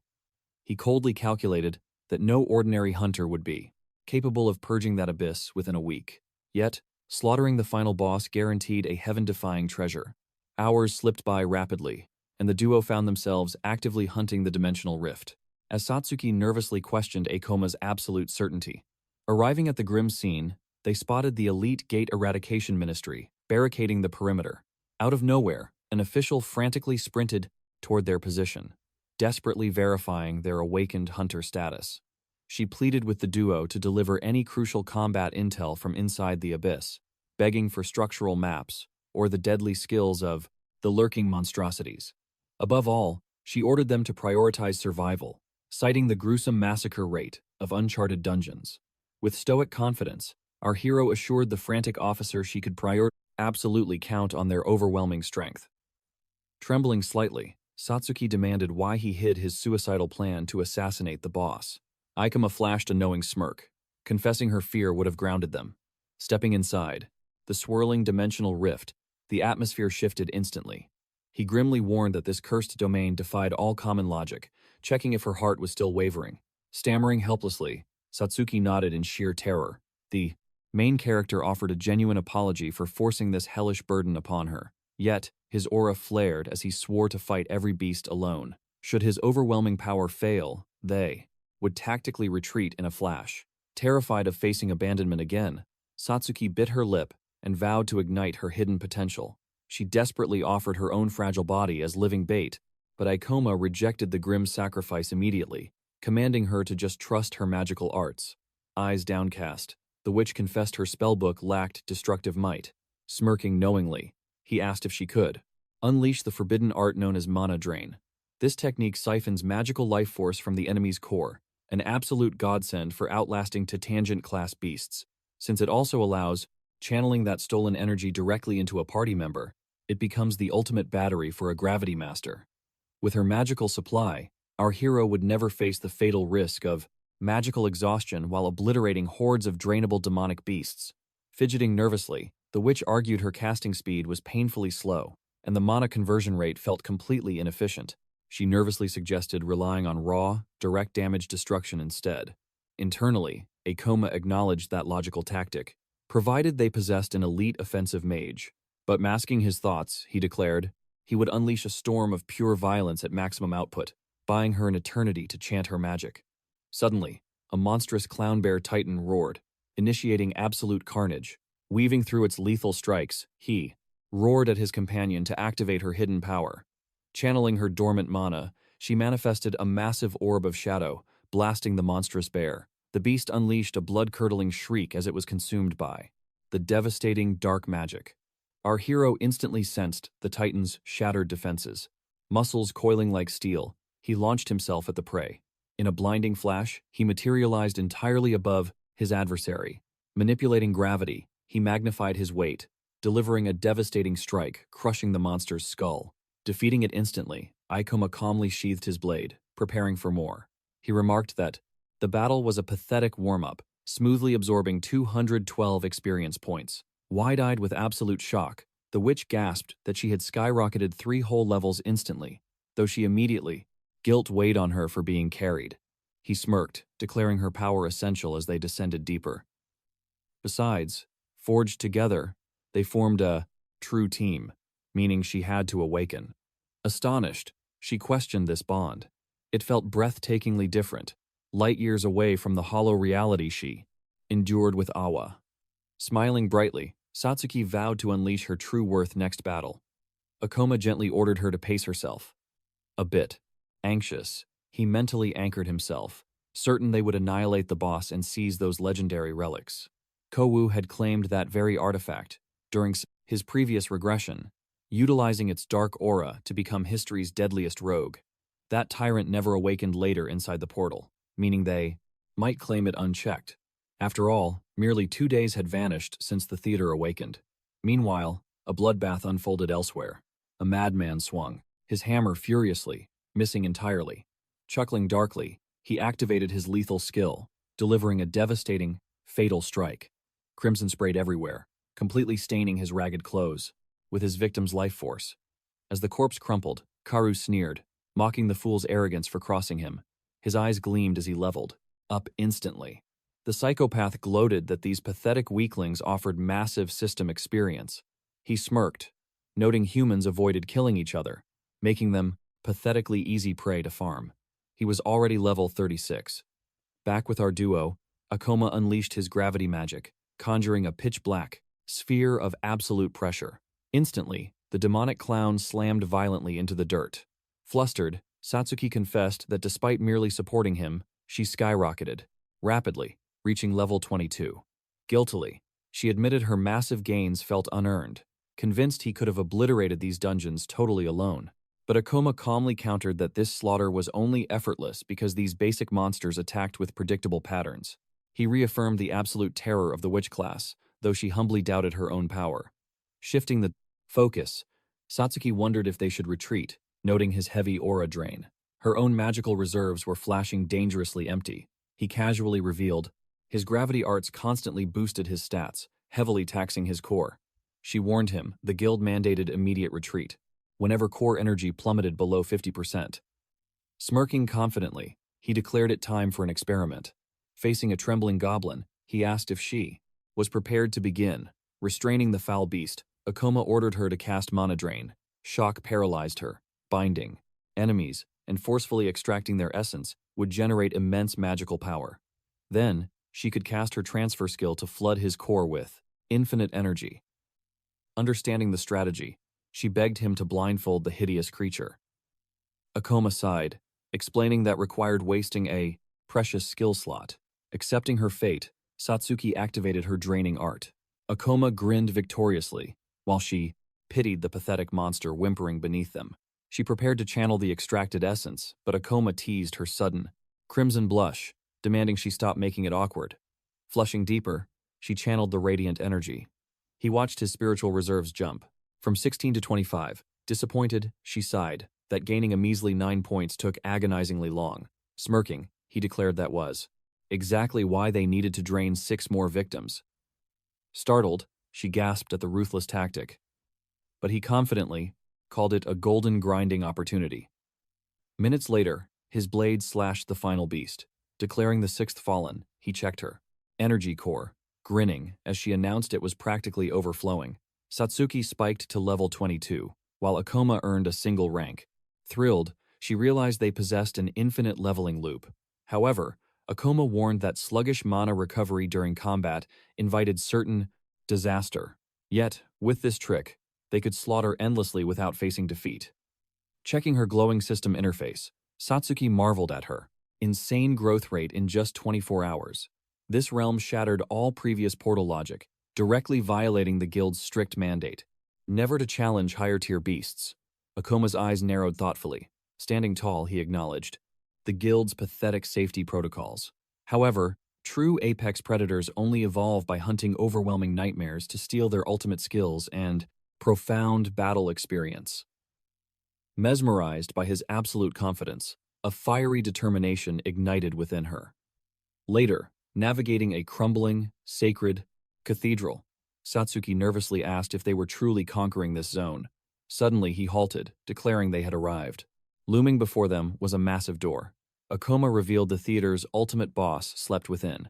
Reaching for the handle, a savage grin stretched across his face. He boasted, conquering this in 2 days would utterly blindside the Eradication Ministry.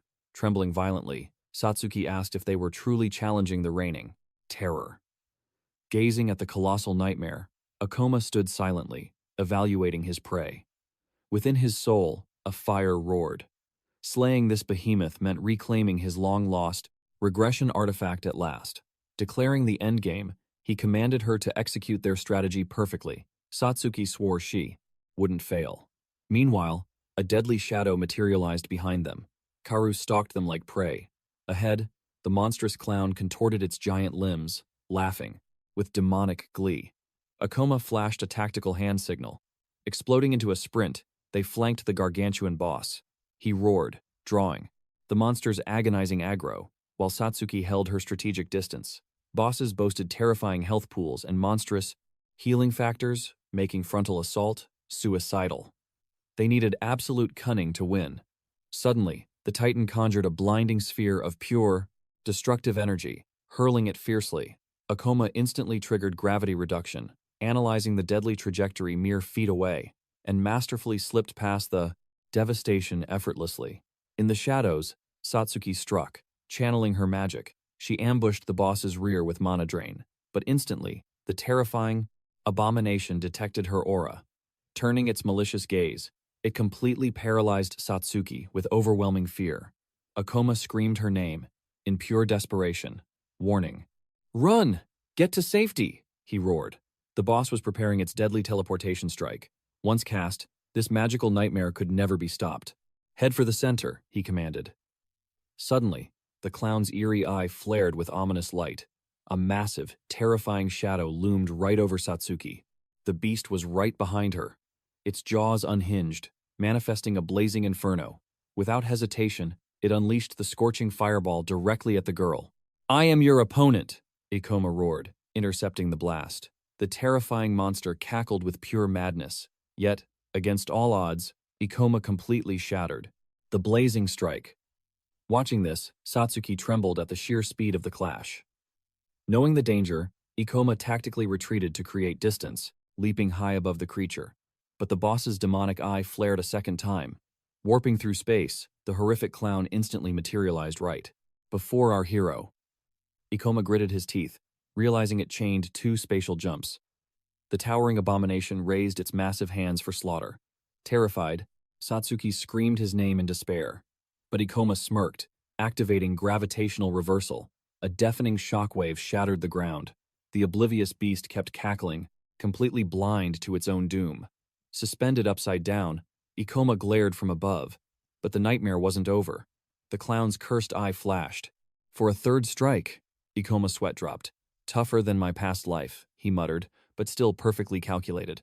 Satsuki suddenly remembered her earlier doubts. Why hadn't they just charged in? Ikoma had revealed the boss's terrifying casting speed. "A reckless frontal assault means instant incineration," he warned. "If we strike from afar, it bends space to slaughter us up close." However, this seemingly invincible dungeon boss harbored one fatal, hidden flaw. Back in the heat of battle, Satsuki unleashed her mana drain technique. The monster snapped its terrifying gaze toward her, sensing a sudden, fatal vulnerability. Panic gripped the girl. "I am too close. He cannot reach me in time." But Ikoma just smiled coldly. The trap was finally sprung. The abomination raised its hand to unleash hell. Satsuki braced for inevitable death, shutting her eyes tightly. Yet, surprisingly, absolutely nothing happened. "Checkmate," Ikoma chuckled. "Your mana pool is completely drained." Bending space and breathing hellfire had exhausted its magical reserves. Without its core energy, this terrifying boss was entirely powerless. Panicking, the giant clown turned to flee, but Ikoma was already airborne. Channeling his heavy gravitational aura, he crashed down with meteor fall, striking its skull. "There is nowhere to run," he declared. Its massive body was totally paralyzed without magic. Immediately, Satsuki chanted her dark arts, blasting the beast with pure shadow energy. The monster shrieked in soul-tearing agony. Seizing the moment, Ikoma magnified the crushing gravity, completely pulverizing the creature. The dungeon ruler was finally vanquished. A system prompt announced 1,043 experience points, instantly boosting our hero to level 30. Overjoyed by their impossible victory, Satsuki asked about their next move. "The dimensional gate is collapsing," Ikoma warned. "We must extract immediately." "But what if the portal seals us inside?" Satsuki fretted. Ikoma confidently reassured her. "Relax. The rift stabilizes for at least 12 hours after clearing, and the area is fully secured." Blushing furiously, Satsuki muttered, "She already knew that." Just then, the vanquished beast's corpse erupted in blinding light. "What is this phenomena?" she gasped. Ikoma's eyes burned with fierce triumph. "My true objective." Materializing from the light was the ultimate legendary drop, the Jester's Cursed Blade. An absolute game-breaker for a gravity master, he thought, a smirk playing on his lips. Relieved by his victorious aura, Satsuki asked if this artifact was his ultimate goal. System notifications flashed. The weapon granted an 11-point attack boost, alongside an incredibly rare reduction in mana cost and cast time. The base stats seem mediocre, Satsuki noted, but Ikoma's eyes gleamed with veteran knowledge. In this ruthless world, raw damage is utterly meaningless. He explained that unique passive effects reign supreme.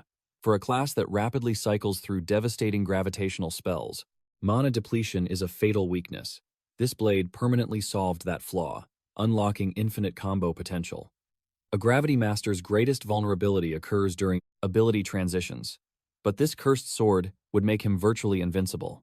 Satsuki stood completely awestruck by his profound tactical wisdom.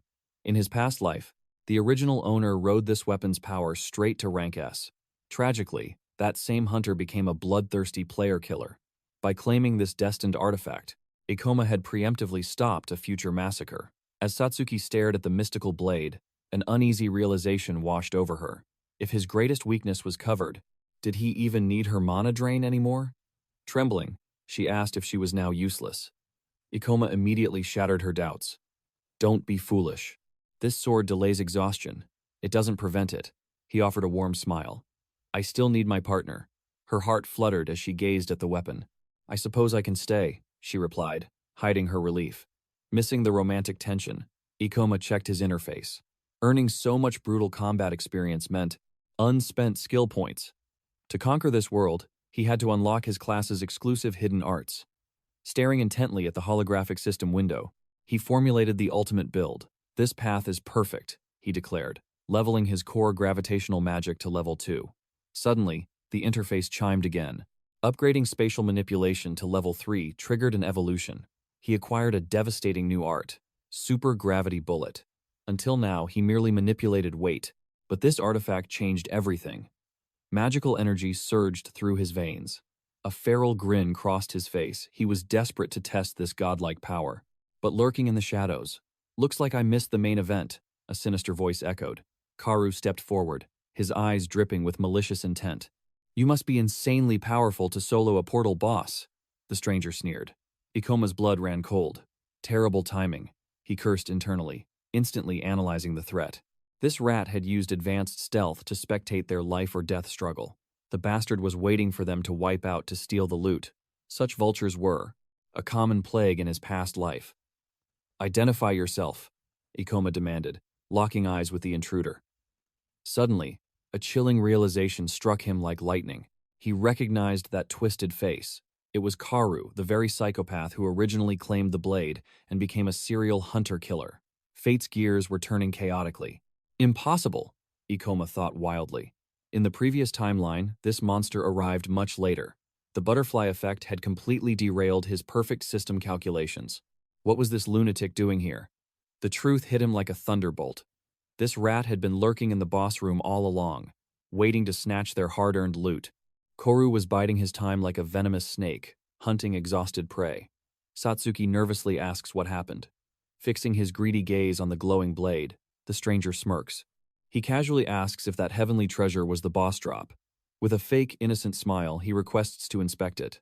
Playing along, our main character agrees without hesitation. He extends his hand, offering the divine weapon. Inwardly, the assassin mocks this foolishness. Gazing at them like sheep for the slaughter, he vows to butcher the boy first. Then, he plans to drag the girl into a living nightmare. Closing the distance, the madman whispers that they drop their guard. In a flash of lethal intent, his eyes erupt with bloodlust. Unsheathing his cursed dagger, he activates his life eraser art. But our hero vanishes like a phantom, flawlessly evading. Shocked, Koru pivots wildly. A wicked thrill courses through him, yet Akoma's blade is already descending like a meteor.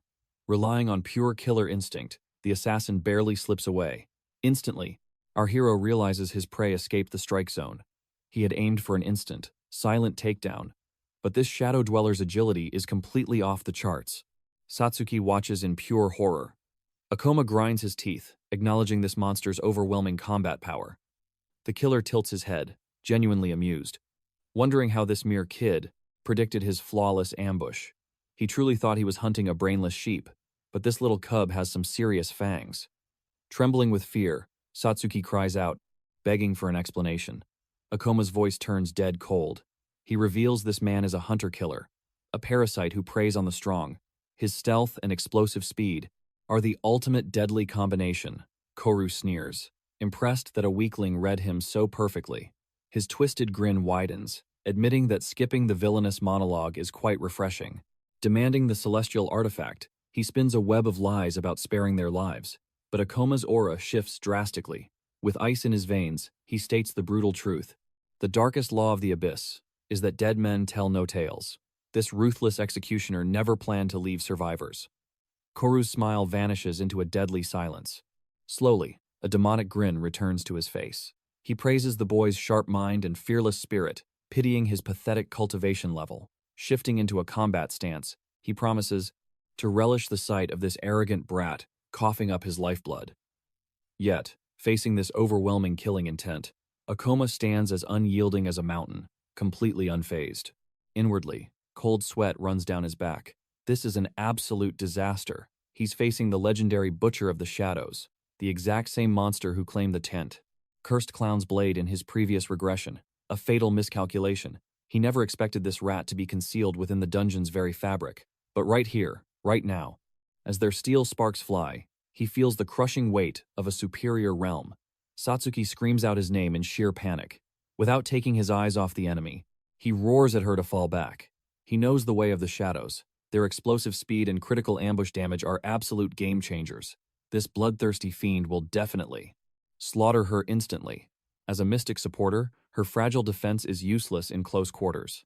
He commands her to stay completely out of range, taking the entire burden upon his own shoulders. Internally, he curses his luck. Clashing blades with this psychopathic veteran solo is basically suicide. Yet, abandoning a comrade to the slaughter is simply not an option. Koru doesn't just have higher stats, he possesses mountains of blood-soaked combat experience. And the most terrifying truth of all, this killer's sadistic methods would break the girl's mind. Channeling his mana, he activates his gravity control art once more. Sparks violently scatter as their blades collide. Despite wielding a legendary-grade weapon, his arms shake from the sheer impact. Koru cackles, mocking his decent swordplay. With a twisted sneer, he delivers a grim reality check. A sheltered kid has never bathed in human blood. Breaking Akoma's stance, the madman gloats about his mountain of corpses. His murderous intent is a weapon of its own, guaranteeing his victory. Normal prey simply freeze in terror when facing death, but our main character fiercely grips his hilt, launching a brutal counterattack. Evading gracefully, the killer laughs that amateurs always crumble under the intense pressure of life-or-death combat. But suddenly, a cold chill crawls up the assassin's spine. The boy's razor-sharp blade nearly grazes his throat. A terrifying realization hits him. This young cultivator isn't trembling from fear. He's actively reading and predicting the shadow arts. Koru's eyes widen in absolute disbelief. This defies all logic. How could a trash-tier novice force an elite assassin onto the defensive? Trembling from the sidelines, Satsuki witnesses this breathtaking clash of titans. She finally sees the truth. He isn't just a walking library of system knowledge. His martial prowess is genuinely monstrous. Deep in the chaos, Akoma silently thanks the heavens. Securing this divine relic was a stroke of absolute fate. Its cooldown reduction buffs are saving his life, letting him weave flawlessly between heavy and zero-gravity zones. Without this mana-saving passive ability, he would have been sliced to ribbons long ago. Suddenly, the enemy's patience completely snaps. Roaring like a cornered beast, Koru declares, "Playtime is over." His demonic aura surges as he channels a deadly art within his mouth. In a fraction of a second, he spews a crimson projectile, a lethal venom dart. Thanks to his enhanced perception, our hero tracks the deadly trajectory. With a masterful flick of his wrist, he deflects it. Flabbergasted, the killer screams that his ultimate trick was blocked. Caught completely off guard, he watches the young warrior charge like a raging bull. He attempts a desperate, evasive maneuver, but cold steel beautifully slices across his cheek. Seething with burning fury, he curses the boy's outrageous luck. Lunging back into the fray, he swears a bloody vengeance.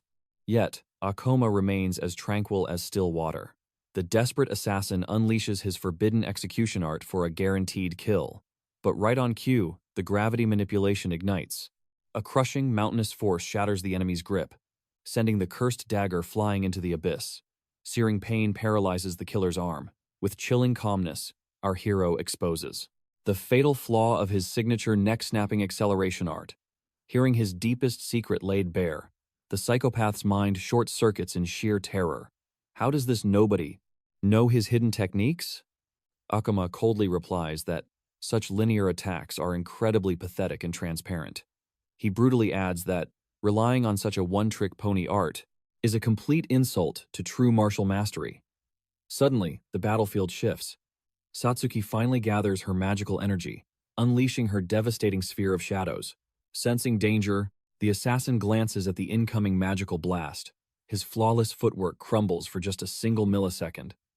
Snapping his gaze forward, he's met with a terrifying sight. The descending blade of execution. A devastating slash ruins his vision. The shadow killer howls in agony, clutching his ruined eye as crimson blood sprays everywhere. Staggering backward, his mind breaks, trying to comprehend this ultimate humiliation. Standing victorious, Akoma realizes his regression buffs, in quote, aren't just letting him match the monster's speed, they're letting him dominate, neutralize the enemy's illusions. Utilizing gravity control, he perfectly mirrored the assassin's blinding speed. Yet, his spiritual core was dangerously close to running dry. Having just battled a dungeon lord, his mana reserves were dwindling fast. Once they shattered, death was certain. Sprinting straight into the clash, Kouro grinned, vowing to slaughter the resilient kid. Where he stood, readjusting his grip on his poisoned dagger, the Shadowstalker swallowed his growing terror. Why was this mere rookie so impossibly difficult to kill? This boy predicted every lethal strike and deceptive feint with terrifying accuracy. His aura was overwhelmingly heavy. Watching Akoma weave unpredictably through the shadows, the assassin realized his own instincts were screaming. Akoma was seamlessly exploiting his absolute blind spot. Forced back, he frantically triggered his Shadow Step skill to evade the devastating slash. Growing, physically drained, a dark shadow of concern clouded Akoma's mind as he unleashed another blinding blade aura. Kawuro scoffed at the boy's overwhelming momentum, questioning his obvious panic. Suddenly, a chaotic cackle erupted from the assassin's throat. He reveled in the fact he let Akoma exhaust himself slaying the dungeon boss. Acknowledging the boy's monstrous strength, Kawuro declared Akoma could have become a legendary ranker if he actually survived this ordeal. Stomping the cracked earth while cackling like an absolute lunatic, the vile assassin roared that destiny had ordained a far darker fate. He swore to bury the genius rookie right here. Satsuki and Akoma watched this unhinged display, a chilling dread gripping their hearts. The fierce clash resumed with an earth-shattering symphony of steel. Yet, the hero's stamina was crumbling. Desperate to assist, Satsuki invoked another magical sphere. The concentrated dark energy hurled toward the killer, but he instantly dissolved into shadow steps, evading flawlessly. Paralyzing terror gripped the trembling girl as her spell struck empty air. Drowning in an ocean of suffocating inadequacy, she cursed her own absolute uselessness in this deadly battle. Watching her wounded protector wage a desperate war against a monstrously experienced foe, she saw the horrifying truth. Despite his superior martial arts, Akoma was slowly being crushed under the assassin's relentless pressure. The bloodthirsty killer roared with euphoric delight, completely intoxicated by the bloodshed. Crossing blades at blinding speed, he screamed that finding a life-or-death thrill like this was an absolute rarity. He challenged them to savor the intoxicating taste of impending doom. Akoma unleashed a ferocious crescent slash, but the battle-crazed madman contorted his body, smoothly evading the fatal strike. Cold sweat trickled down the young hero's spine as his anxiety peaked. Channeling the sheer momentum of his heavy blade, he pivoted, delivering a devastating aerial kick. The brutal impact smashed perfectly into the assassin's jaw. Spitting blood, the enraged villain hastily retreated to a safer distance. Kovuro snarled, acknowledging that this brat possessed an annoying arsenal of hidden techniques. Internally, Akoma calculated his absolute limit. By reversing his gravity manipulation, he could achieve weightless mobility, executing impossible martial arts acrobatics for the ultimate strike. This divine movement allowed him to slip through reality itself. Yet, the sinister assassin had already sensed his rapidly draining spiritual core. The villain chuckled darkly, his predatory gaze locked on the panting youth. He deduced that the boy was burning his life force to artificially boost his combat stats, a suicidal gamble that would shatter his core in mere seconds. That would be the exact moment he severed the kid's head. The ruthless killer mockingly announced that the young hunter's timer had finally hit 0. Unleashing a storm of venomous dagger strikes, he overwhelmed the battlefield. Amidst this chaotic flurry, Akoma's mana pool completely evaporated. This was it. Defying logic, the boy rocketed into the sky. Kawuro gasped, utterly baffled by this heaven-defying leap. Staring up, he questioned what terrifying hidden skill this was. Yet, the arrogant Shadowstalker sneered, boasting that an airborne target was nothing but a sitting duck. However, Akoma's eyes blazed with ultimate resolve. He had one singular chance to crush, him using maximum gravity acceleration. He had to bet his entire existence on this very moment. Gripping his hilt until his knuckles turned white, he poured every microscopic ounce of energy into his blade. Triggering his ultimate art, Meteor Fall, he slammed the assassin into the earth like a descending comet. Struggling against the crushing pressure, Kawuro screamed, terrified by this godlike force. Realizing his pathetic strength couldn't deflect the falling star, his defenses violently shattered. The heavenly strike carved a devastating, bloody chasm across his chest. The system coldly chimed, confirming Akoma's mana was entirely depleted. His vision blurred as an overwhelming exhaustion consumed his soul. Satsuki sprinted forward, her voice trembling with joyous relief that they survived. Yet, the heroic boy merely whispered a broken apology before his consciousness faded. Behind him, the severely mangled assassin slowly dragged himself upward. Spitting dark curses, the villain rasped that the brat's magical core was undeniably empty now. Paralyzed on the ruined earth, Akoma desperately commanded his partner to flee for her life. Mustering a dying breath, he promised the crippled killer couldn't possibly catch her, but she had to escape this instant. Even the bleeding antagonist scoffed in pure admiration, acknowledging the boy's monstrous willpower.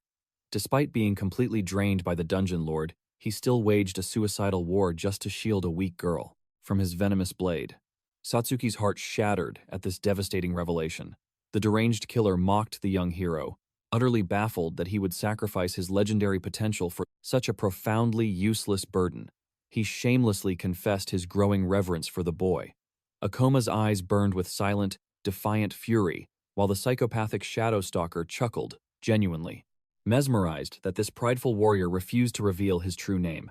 Meanwhile, the villain's cruel words pierced Satsuki's very soul. Was she truly nothing but a cursed anchor dragging to him to ruin? Hot tears cascaded down her cheeks. She bitterly realized her harshest critics were right. She should have completely abandoned the hunter path. Her magnificent companion would never have struggled against such trash otherwise. Flashing back to his warm, protective back, she prayed for a miracle. Then, a profound, heaven-defying shift occurred within her very soul. The atmospheric pressure violently warped around her determined gaze. Spitting blood, Akoma fiercely declared he would never offer his honorable name to a filthy insect. The assassin sighed dramatically, claiming it was a tragic pity. He genuinely worshipped the boy's indomitable spirit, vowing to carve his heroic face into his memories forever. Hoisting his cursed blade, he prepared to sever his head. Suddenly, Satsuki conjured a violently swirling orb of dark magic. Even the seasoned killer flinched at its terrifying density. Smirking, he initiated his evasive footwork, mocking her slow aim. but a blinding agony suddenly erupted. Satsuki had bypassed his senses, directly crushing him with her magical staff. The crippled villain roared in absolute fury, realizing this weakling had flawlessly exploited his utter blind spot. Sprinting toward her fallen protector, she ignored Akoma's desperate screams, demanding that she escape this absolute death trap. Radiating a mystical aura, Satsuki swore she would never turn her back again.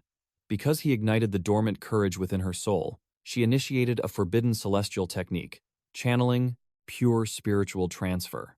A dazzling light surged, reigniting the young hero's exhausted life force. Witnessing this miraculous phenomenon, the bloodthirsty assassin was utterly paralyzed by confusion, but his killer instinct flared.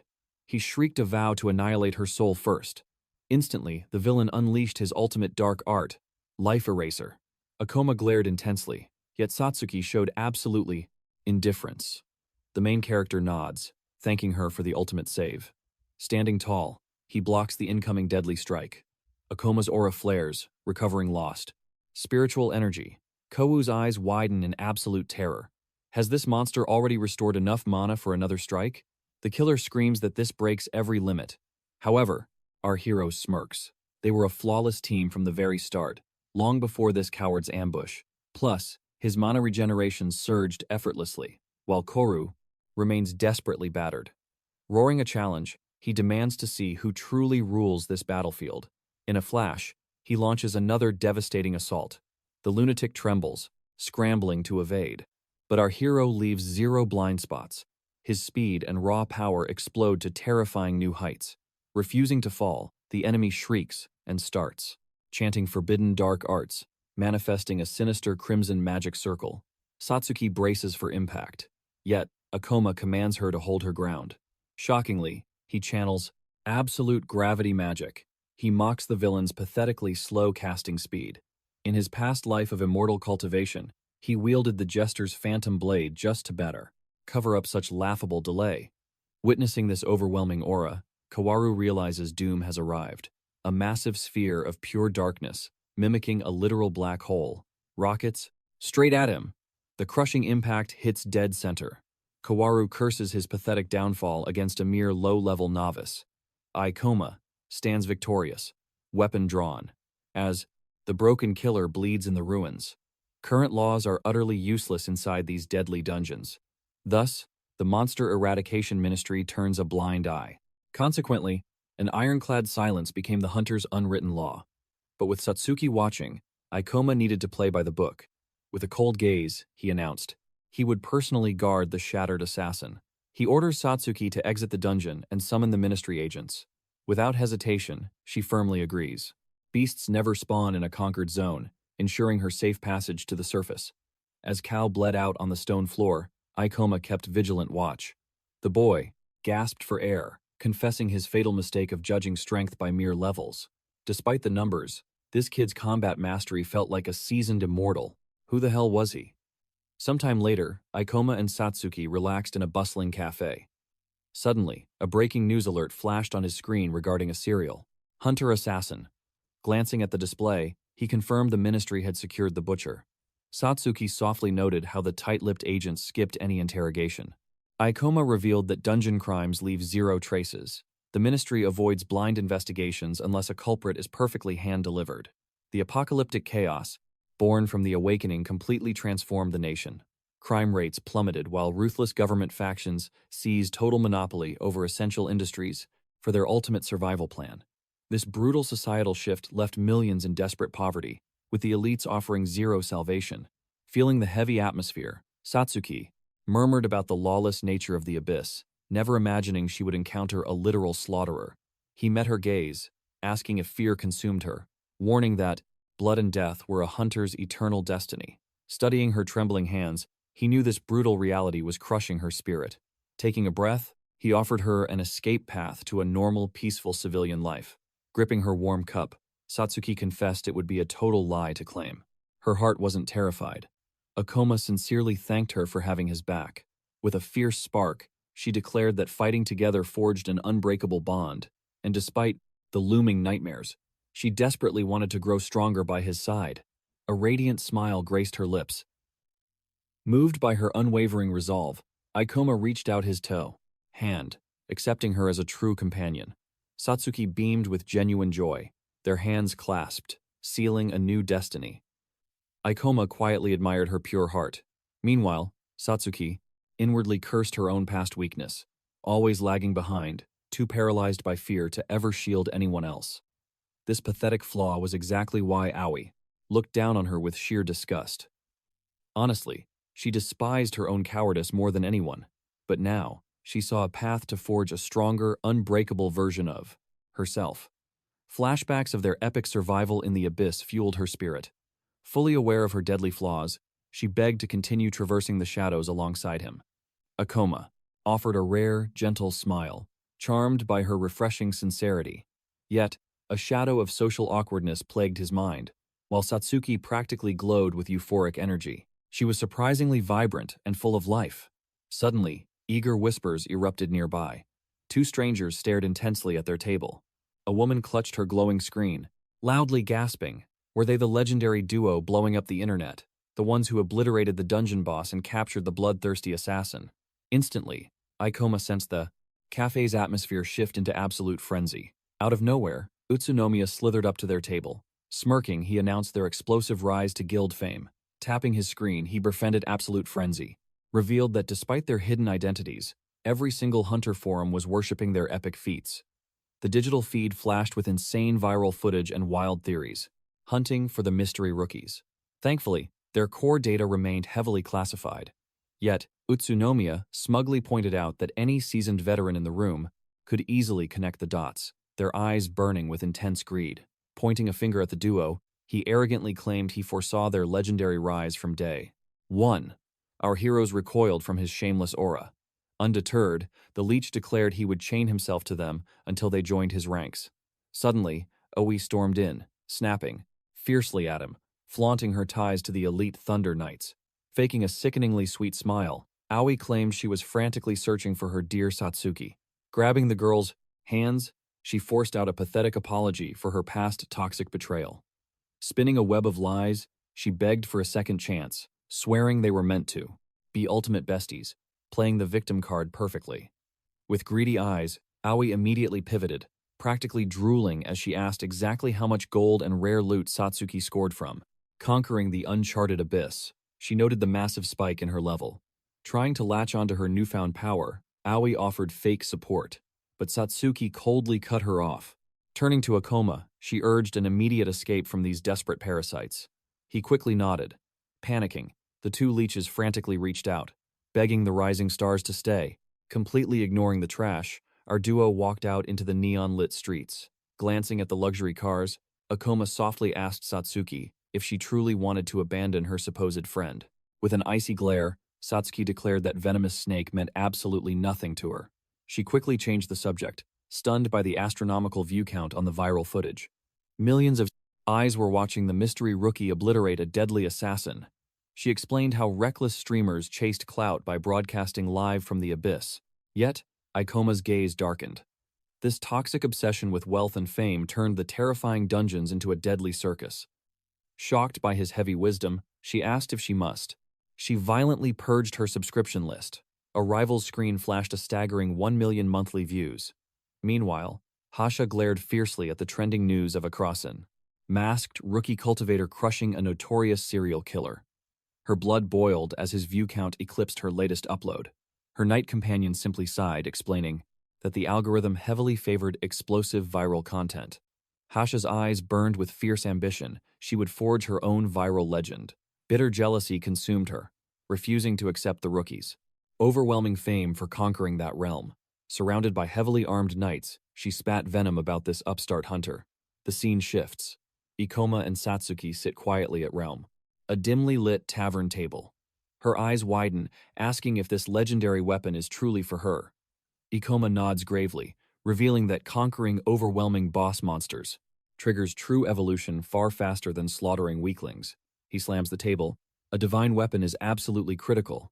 Such an expensive artifact will exponentially boost her destructive output, covering an enchanter's fatal physical weakness. His gaze sharpens, proposing they raid high-yield portals for instant wealth. Panicking, Satsuki waves her hands frantically, insisting he shouldn't risk his life just to fund her gear. bowing in deep apology. Ikoma's expression softens instantly. He gently reassures her that empowering his destined partner guarantees mutual survival. The word partner hits her like a bolt of pure joy. Blushing brilliantly, she enthusiastically embraces their unbreakable bond. While Ikoma silently vows to protect her innocent soul from this rotten world, Satsuki eagerly asks where this miraculous dungeon lies. With a confident smirk, Ikoma taps the glowing tablet screen. He declares that fate has already provided the perfect hunting ground, swiping to reveal a classified coordinate.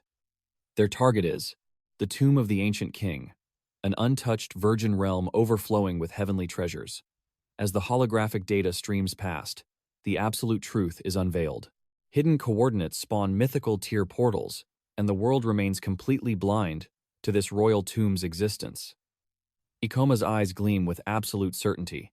He holds this forbidden knowledge, because his reincarnated soul memorized every single portal from his past life's journey. The ancient relics buried there will fetch an astronomical fortune on the black market. It is an absolute gold mine. Beyond mere currency, such mythical portals hide divine armaments that defy logic itself. He smirks, predicting absolutely zero interference from rival sects, granting them absolute freedom to loot the entire abyss. Satsuki shivers as Ikoma lets out a dark, villainous chuckle. The scene shifts as the duo stand before the menacing gates of the ancient king's tomb. Swallowed by dense, suffocating fog, Satsuki glances back nervously, while Ikoma marches fearlessly ahead.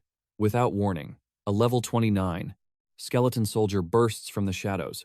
Ikoma's spiritual aura flares, crushing the undead's gravity. Steel sings against bone as he strikes. His blinding speed leaves Satsuki absolutely mesmerized by his majestic combat choreography. However, Ikoma clicks his tongue, declaring physical slashes useless against these cursed bones. Without missing a beat, he commands his enchanter to rain hellfire from afar. Satsuki firmly nods, her lips chanting an ancient incantation as a massive, radiant magic circle ignites beneath her feet. Ikoma vaults perfectly over the undead's desperate sweeping blade. Boom! Satsuki's devastating shadow ball obliterates the monster into dust. A translucent blue system window flashes before Ikoma's eyes, confirming a sweet 240 cultivation experience points gained. The shattered bones dissolve into a sparkling ethereal mist. Satsuki gasps, pointing at a glowing demon core and a plus. Mysterious artifact left behind. Ikoma smirks at the gleaming blade. The heavens are truly smiling on them today. Satsuki nearly faints. Hearing this single drop is worth a staggering 400,000 yen. Stuttering in disbelief, she questions such an absurd price. He patiently explains that pure raw spiritual weapons are absurdly rare commodities. Swallowing hard, she nervously asks what their ultimate financial target is.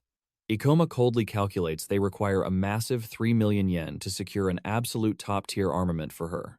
Satsuki's jaw completely drops, paralyzed by dice. The sheer weight of 3 million yen. Unfazed, Ikoma explains that such effortless loot caves are statistical anomalies. They must drain this dungeon completely dry. He adds a crucial detail. Logistics will be their ultimate bottleneck. Their grand strategy involves ruthless, non-stop guerrilla looting, hauling treasures back and forth across the portal boundary. For 3 consecutive days of pure grinding, trembling, Satsuki does the math. A mind-shattering 1 million yen daily profit. She dizzyingly compares it to a regular mortal's pathetic yearly wages. Suddenly, the thunderous clash of steel echoes nearby. Another party is engaging an enemy. Ikoma's eyes narrow, silently signaling her to investigate the chaos. Just beyond the bend, Hasha and her armored vanguard face a cursed mummy. The knight charges, unleashing a heavy barrage upon the undead terror. Panting, he yells for Hasha to claim the final strike, and she eagerly asks her manager if the live stream is rolling. The knight manager throws a thumbs up, confirming the lens is perfectly focused on her. He urgently barks orders for the starlet to ignite her blazing magic before the monster recovers. Hasha strikes a dramatic pose, her blade erupting in magnificent crimson flames as the drone records every angle. With a cry, she leaps toward Kin, the crippled mummy, unleashing a flashy, devastating inferno slash. The stolen kill is complete. The undead crumbles to ashes at her feet. Pivoting flawlessly, she flashes a $1 million idle smile directly to the rolling camera.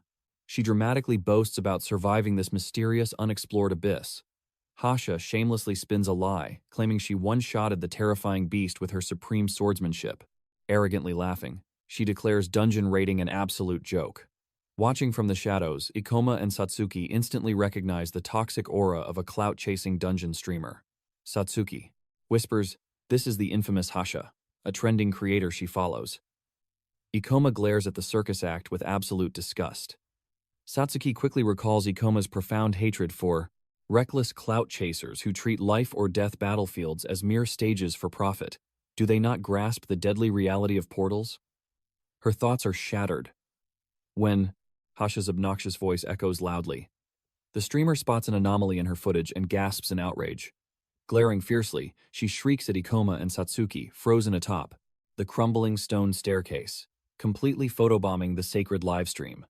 Hasha furiously berates them, screeching that their miserable faces just destroyed her masterpiece and cost her millions of views. Unfazed, Ikoma coldly mocks her pathetic kill stealing from a vanguard who did the actual fighting.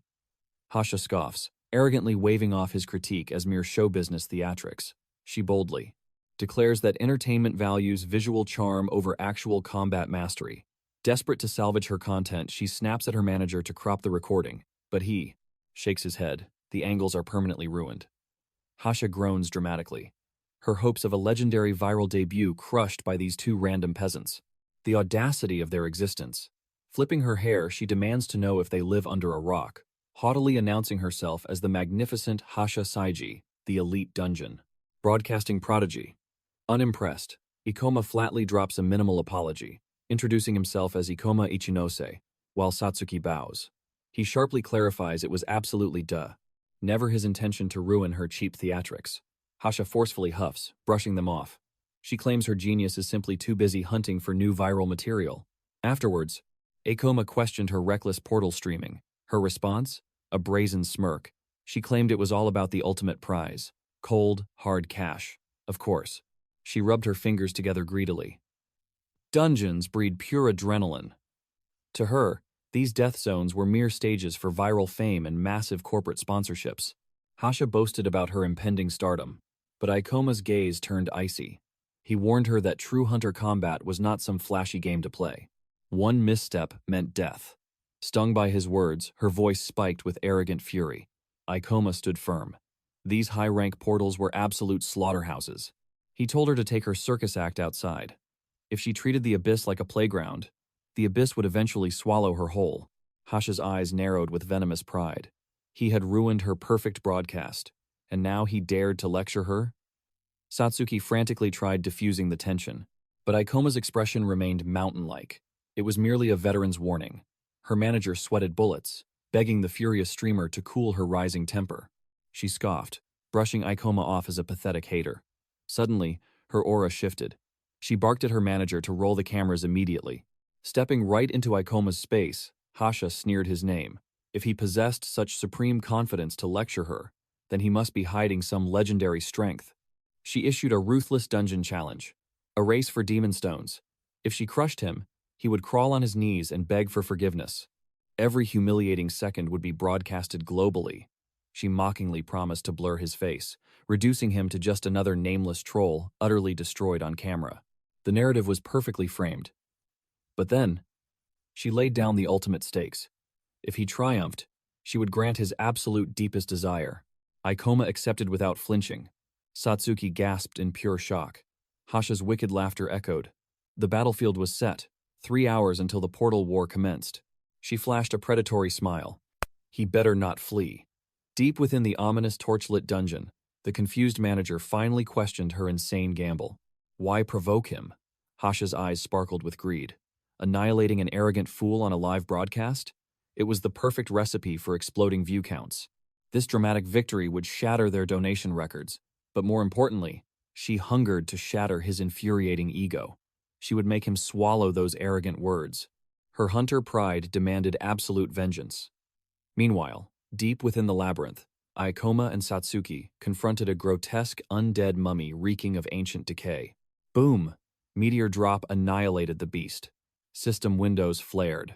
364 experience points gained. He instantly surged to level 31, banking precious skill points. Undead were pathetically sluggish. Ikoma smirked. The ultimate strategy? Dance through their blind spots, using his absolute mastery over reverse gravity. Then, crush them into dust with immense gravitational pressure. The monster exploded into particles, leaving behind a radiant, pulsating demon stone. A flawless victory. A rank D ancient relic gauntlet dropped. Watching his terrifying efficiency, Satsuki finally asked why he even bothered with the streamer's childish bet. Ikoma's eyes gleamed with calculated confidence. He refused to be viral fodder. Defeat was not in his vocabulary. A crushing loss might finally cure her reckless obsession. But there was a far greater issue at hand. Their farming speed was too monstrous. How could they possibly haul this mountain of legendary loot? Stepping into a blinding chamber, they met a towering Sphinx statue. Satsuki wondered if this was the dungeon's end. But suddenly, stone ground against stone.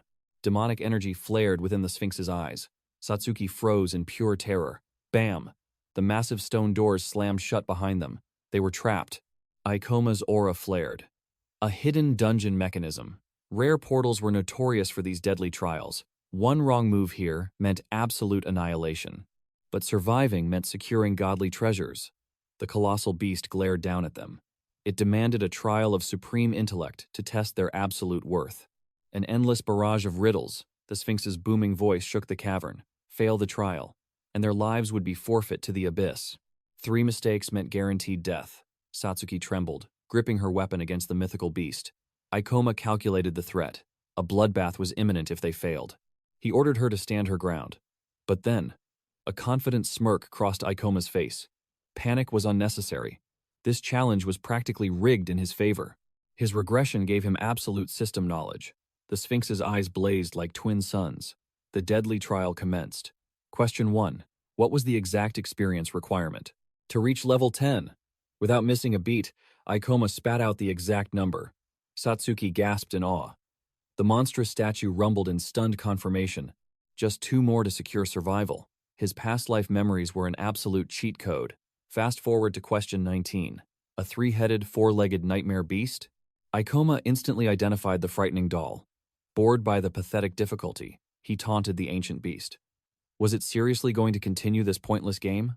He reminded the creature of its own absolute conditions. Satsuki sweated profusely. She nervously whispered that provoking a mythical boss monster was pure suicide. Maybe fail one just to spare its pride? But the Sphinx was visibly seething. It roared out the 20th, ultimate question. A beast trailing green slime? A massive trap. Ikoma smirked. No such dungeon beast existed. Green slime was an exclusive alchemical byproduct. He refused to fall for such a pathetic trick. A flawless victory. The Sphinx wailed in absolute disbelief. 20 impossible trials, perfectly shattered. The cavern violently trembled as the ancient magic began to unravel. It gazed at Ikoma with overwhelming reverence. The heavy stone seals finally shattered. The mythical beast looked thoroughly defeated, as if bested by an omniscient god. It bowed low, respectfully addressing him as the returned. Suddenly, Satsuki pointed a trembling finger. A legendary glow pulsed from within the crumbling statue's core. Ikoma's eyes widened in sheer shock. The system identified a rank B storage ring, an artifact of unimaginable spatial magic, an impossibly rare mythological drop. Satsuki blinked, oblivious to the ring's godly worth. Ikoma grinned. On the underground hunter market? This masterpiece could easily fetch up to 100 million yen. Satsuki's jaw completely dropped. 100 million? Even Ikoma was stunned. To discover such a high-tier artifact in a low-level dungeon was an absolute anomaly. Was this hidden jackpot triggered by achieving a flawless trial score? He chuckled, remembering the Sphinx's frustrated defeat. Meanwhile, Satsuki panicked over their ticking clock. Had they lost the wager against the arrogant streamer? Ikoma flashed a triumphant grin. With this spatial ring, their loot-gathering speed would reach absolute god-tier levels. The tide had finally turned. Striding forward, he scoffed at the weak monsters. His blade cleaved through a skeletal warrior, shattering its physical defense with overwhelming force. Satsuki stood safely behind him, unleashing a devastating barrage of long-range magic to obliterate the remaining undead horde. Hasha smirked at the mummy's sluggish movements. She summoned a crushing gravity field, flattening the slow creatures instantly. These undead were perfect fuel for her mana drain. Meanwhile, Ikoma marveled at their heaven-defying luck. He had skyrocketed from Timesuff. level 31 to 33, claiming 2 supreme-grade weapons. Activating his spatial storage ring, he absorbed the loot, praising its incredible utility. To Satsuki, with 6 demonic cores gathered, the wager was already theirs. But true hunters seek fortune. A confident smirk crossed Akoma's face as he proposed wiping out every undead before the timer expired. The scene cut to Hasha, gasping for breath, celebrating their hard-fought victory over a single beast. These creatures were relentless nightmares, boasting terrifying resilience and endless stamina. The armored knight beside her grumbled heavily, complaining that slaying just 2 monsters had drained far too much time.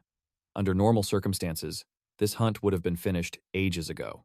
But he scoffed, assuming their rivals were struggling just as miserably. Hosa quietly considered bribing their opponents to stage a fake defeat. Her warrior companion immediately scolded her, demanding an end to these fabricated broadcasts. Suddenly, Akoma and Satsuki emerged from the shadows, startling Hosa. He mocked her leisurely rest, implying she had it easy. Pride wounded, she snapped back fiercely, claiming absolute control and questioning his progress. She arrogantly offered to forgive him for a mere apology. Akoma simply scoffed. Channeling mana into his spatial ring, he released his overwhelming harvest. Hasha gasped in pure disbelief. A blinding radiance of supreme loot and demonic cores erupted into the air. Her voice trembled, demanding to know how he acquired such legendary wealth and power. Akoma just flashed a wicked grin. What was the issue? Utterly speechless, Hosa remembered her. Foolish demand for an apology. Her face burned with humiliation. Refusing to admit defeat, she commanded her manager to follow her into the abyss. Satsuki watched her storm off, questioning Akoma's harsh provocation.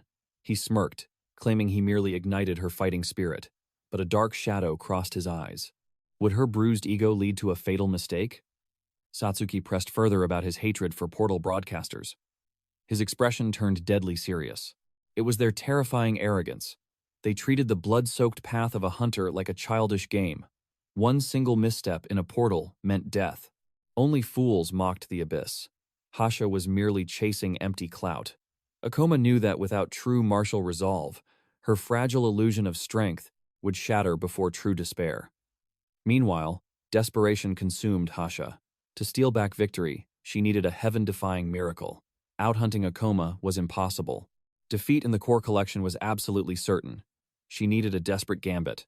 Her manager's voice trembled with fear. They had pushed too deep. Their magical reserves were critically drained, but she fiercely refused to retreat. They needed that energy to escape, yet she chose to bet everything. No one would mock her hunter's pride. Flashback to 8 years ago, an apocalyptic hellscape, a ruined city consumed by blazing infernos and agonizing screams. The era of chaos. Portal breaks unleashed unimaginable slaughter. A colossal monstrosity cast its terrifying shadow. A young Hosa wept, begging the heavens for salvation. A brutal orc slaughtered their parents right before her trembling eyes. Her desperate screams echoed as she dragged a little boy through the absolute nightmare. Survivors cowered like rats in a dark bunker, shielding the terrified children. 2 figures watched the traumatized orphans, their souls shattered by unimaginable loss. On a cracked screen, a legendary figure emerged. The nation's 5th-rank A hunter, the mighty Madame Quan. In that dark void, Hosa despised her own pathetic weakness. She vowed to forge an unbreakable destiny. She never expected to reach this level, or command an audience of thousands. But her broadcast was a beacon of light. She wanted to become the protective shield.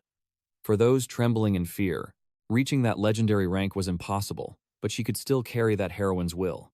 She wanted to ignite the flames of hope in her viewers' hearts. Her resolve hardened like steel. No one would question her absolute dedication. She would force Akoma to bow his head. Turning to her exhausted companion, she demanded an epic confrontation to capture on film. A weak skirmish wasn't enough. She charged toward a thunderous roar, drawn to the overwhelming pressure. A boss-level presence, exactly the miracle they needed. Sprinting blindly into the danger zone, she proudly boasted of her heaven-blessed luck. Her companion nervously agreed. Stepping past the stone ruins, she aimed her lens at the ultimate prize. But the blood froze in her veins. A towering abomination clad in golden armor, an ancient pharaoh wielding multiple weapons, loomed over a dying hunter. The system window blinked ominously. Level 40. Undead Pharaoh, the absolute sovereign of the ancient king's tomb, terror gripped her soul. A catastrophic rank B boss had appeared. This monster was a true messenger of death. Her companion's voice cracked with pure panic. Another party must have kited this nightmare while fleeing. To hell with the wager. They had to evacuate immediately or face total annihilation. Hasha nodded, desperately hoping. The Titan couldn't squeeze through the narrow promise. Escape corridor. But then, an agonizing plea for salvation echoed from the bleeding victim. Time seemed to freeze. The traumatic shadow of the murderous orc overlapped with reality. The heroic silhouette of Madame Cohen flashed in her mind. Enlightenment struck her like lightning. This was her destined crucible. She refused to be a coward, while a life hung in the balance. Whispering a desperate apology to her manager, she ignited her aura.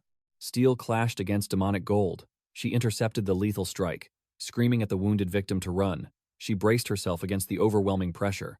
She would be their shield, the behemoth roared, unleashing a hurricane of devastating blows. Suddenly, her companion deflected the massive strike, his aura flaring wildly. Those clumsy attacks meant nothing. Suni grinned fiercely, declaring his eternal loyalty as Hosa's top supporter. She stood frozen in absolute shock. The manager awakened. Retreat was never an option. He lacked raw combat power, but he would gladly become bait against the advancing pharaoh. Her breaths came in ragged gasps, standing resolute over the fallen manager. Suddenly, the warrior summoned a blazing, radiant shield. A brilliant azure light erupted, but the beast launched a blindingly fast strike. The devastating blow instantly shattered the absolute defense. Hosa froze in sheer terror. The creature's speed and power were on another dimension. This crushing despair was the true mark of a boss. A true dungeon master. Trembling violently, she watched the colossal undead lord march forward, crossing its twin divine weapons with deadly intent. Despair gripped her heart. Suddenly, Akoma materialized from the shadows, scolding her foolish bravery. Instantly, the enraged pharaoh unleashed a catastrophic strike, but an invisible barrier absorbed the shockwave. Opening her eyes, Hosa found herself safe in Akoma's arms, completely bewildered by his sudden arrival. He sighed deeply. The rescued hunter had revealed her suicidal plan, forcing his return to prevent this exact tragedy. Akoma's gaze softened with exasperation. He warned that treating a hunter's duty like a game invited death. Yet, he remembered their wager. If she survived this raid, he must swallow his pride and offer a sincere apology. A faint smirk crossed his face as he conceded her victory. Cradling her gently, he repented for doubting her warrior's spirit. He had underestimated her resolve. Akoma instantly activated his gravity control domain. Carrying Hosa, bridal style, he charged fearlessly toward the advancing monstrous overlord. Clash! He brilliantly parried the devastating blow. By manipulating the gravitational pull, he instantly nullified the kinetic impact, gliding backward to safe ground. From the rear, Satsuki chanted an ancient incantation, hurling a concentrated orb of dark abyss. The shadow magic slammed directly into the colossal beast. She successfully drew its murderous aggro. Though the dark spell barely scratched it, Akoma spotted the fallen comrades. The battlefield conditions were an absolute nightmare. The odds were always against him. But this was pure suicide. The level 40 undead pharaoh exuded an aura of pure, suffocating terror. Its deathly pressure crushed the air. Akoma calculated that his enchanted blade could amplify his gravity arts, yet finding a clear victory path seemed entirely impossible. The survival rate was practically zero. However, Hosa's eyes burned with stubborn resolve. She had dragged those hunters into this abyss, meaning retreat was utterly unacceptable. She would die before abandoning her comrades. Akoma smirked, welcoming the deadly thrill. He immediately ordered Satsuki to initiate mana transfer for the exhausted swordswoman. He would play a lethal game of tag while she regenerated. Analyzing her previous flame strikes, Akoma recognized her true class, a magic-wielding mystic knight, a vanguard who perfectly masked her blind spots with tactical elemental spells. His strategic mind raced, deducing she absolutely possessed some form of divine recovery. Her self-regeneration would turn the tide if he just bought enough time. He calibrated his internal core, knowing his gravity magic granted godlike agility. At the severe cost of raw destructive force, Akoma vanished into a blur. The only silver lining? He merely needed to survive, not slay the beast. Evasion was his absolute specialty. The level 33 hunter knew this monster's stats eclipsed his own. Yet, with his gravity domain, He could dance through hell, remaining an untouchable phantom. Suddenly, the battered scout pleaded to assist the recovering knight. Akoma flashed a confident grin, trusting the injured man's unbroken spirit. Akoma vaulted skyward as a titanic blow missed. This absolute nightmare boasted 4 arms and terrifying speed. Suddenly, the boss stomped, fracturing the very earth itself. A devastating seismic wave erupted. The undead king's eyes flashed crimson. Akoma broke into a cold sweat. That lethal speed might be its ultimate execution technique. One misstep meant instant obliteration. His survival instincts screamed for absolute vigilance. Meanwhile, the crippled scout coughed up blood, his vision blurring as he questioned reality. Was he crossing into the afterlife? His crushed body refused to obey. Gasping Hosa's name, he snapped back to reality. The brutal death match was raging on. The behemoth roared and charged. Defying physics, Akoma soared majestically over the beast. The bloodied scout watched in absolute awe, his mind failing to comprehend. Such godlike velocity. Fumbling with his broken camera, the scout witnessed a miracle. Akoma literally dashed up the monster's colossal forearm to evade a deadly sweep. Pushing off, he launched a mid-air counter. The shaking cameraman recorded the epic martial display, praising its sheer majesty. But Akoma's mind calculated grim realities. His physical strikes lacked lethal penetration due to his own gravity dampening. The colossal level gap meant overwhelming defense. Fighting solo was a mathematically guaranteed death. Soloing this boss was impossible, but hope hadn't died yet. A massive magical aura erupted. Satsuki and Hosa successfully synchronized a forbidden reverse mana transfer. Her magical circuits overflowed. Unleashing a brilliant divine healing spell, her wounds vanished instantly. A fearless grin returned to her face. The swordswoman was back in action. Satsuki established a secure sniper position, promising continuous shadow cover. Akoma's blood pumped with adrenaline. Their counterattack had officially begun. Still, his combat sense warned him. The raw stat difference remained terrifyingly huge. A prolonged battle of attrition meant guaranteed annihilation against a high-tier raid boss. Akoma locked eyes with the terrifying undead sovereign. The monster unleashed a storm of furious strikes, but Akoma ghosted through every single blow. Scanning the treacherous battlefield, a terrifying realization struck him. Minions were closing in from the shadows. Satsuki immediately grasped his lethal predicament. Stretching out her hand, she cast a localized gravity reduction field onto a massive stone monument. Manipulating its weightless mass, she launched the boulder like a cannonball. Akoma roared through the chaos, commanding her to shatter the ancient mask. Satsuki immediately complied. Her staff glowed with a terrifying azure aura. She unleashed a devastating dark energy vortex that exploded directly against the boss's royal visage. The explosive smoke faded, revealing the monster's unblemished eyes. The ultimate shadow strike dealt 0 damage, but the tactical intelligence gathered was absolutely priceless. Akoma calculated instantly. That cursed artifact was an absolute defense. Strip the mask, and its true fatal flaw would be exposed. Moving like lightning, Hosa exploited the Titan's blind spot. Dodging a whirlwind of 4 colossal blades was pure hell. She gritted her teeth. Breaching the Vanguard's defense was a suicidal nightmare, despite the perfect team synergy.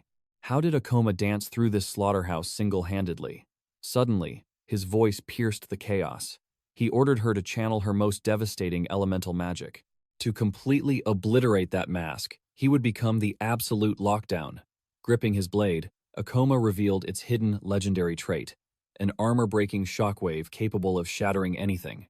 Armor! Hasha gave a sharp nod, her blade erupting with blinding astral light. Yet, doubt gnawed at her. Could he truly halt this colossal beast? Akoma vaulted high above the cursed pharaoh for a lethal plunge. He instantly deduced its terrifying might lay solely within those massive forearms. Sever that strength, and the beast would be paralyzed. This tactical advantage would leave it entirely defenseless. Without hesitation, he unleashed his absolute gravity domain, crushing the Titan down. He focused the gravitational pressure entirely on the pharaoh's massive arms, completely ignoring its durable core. As the monster's shoulders locked under immense force, tearing free became utterly impossible.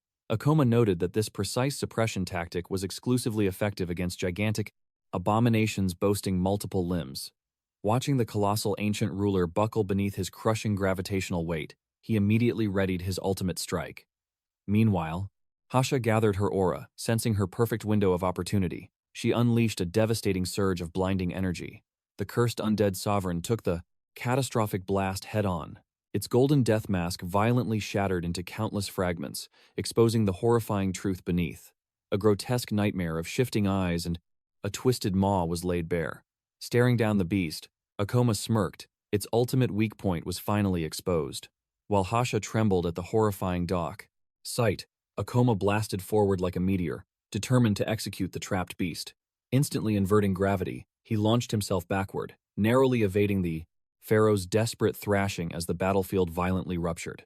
His combat instincts predicted the beast would unleash a final, frantic barrage, unknowingly dropping its matic head to gather momentum.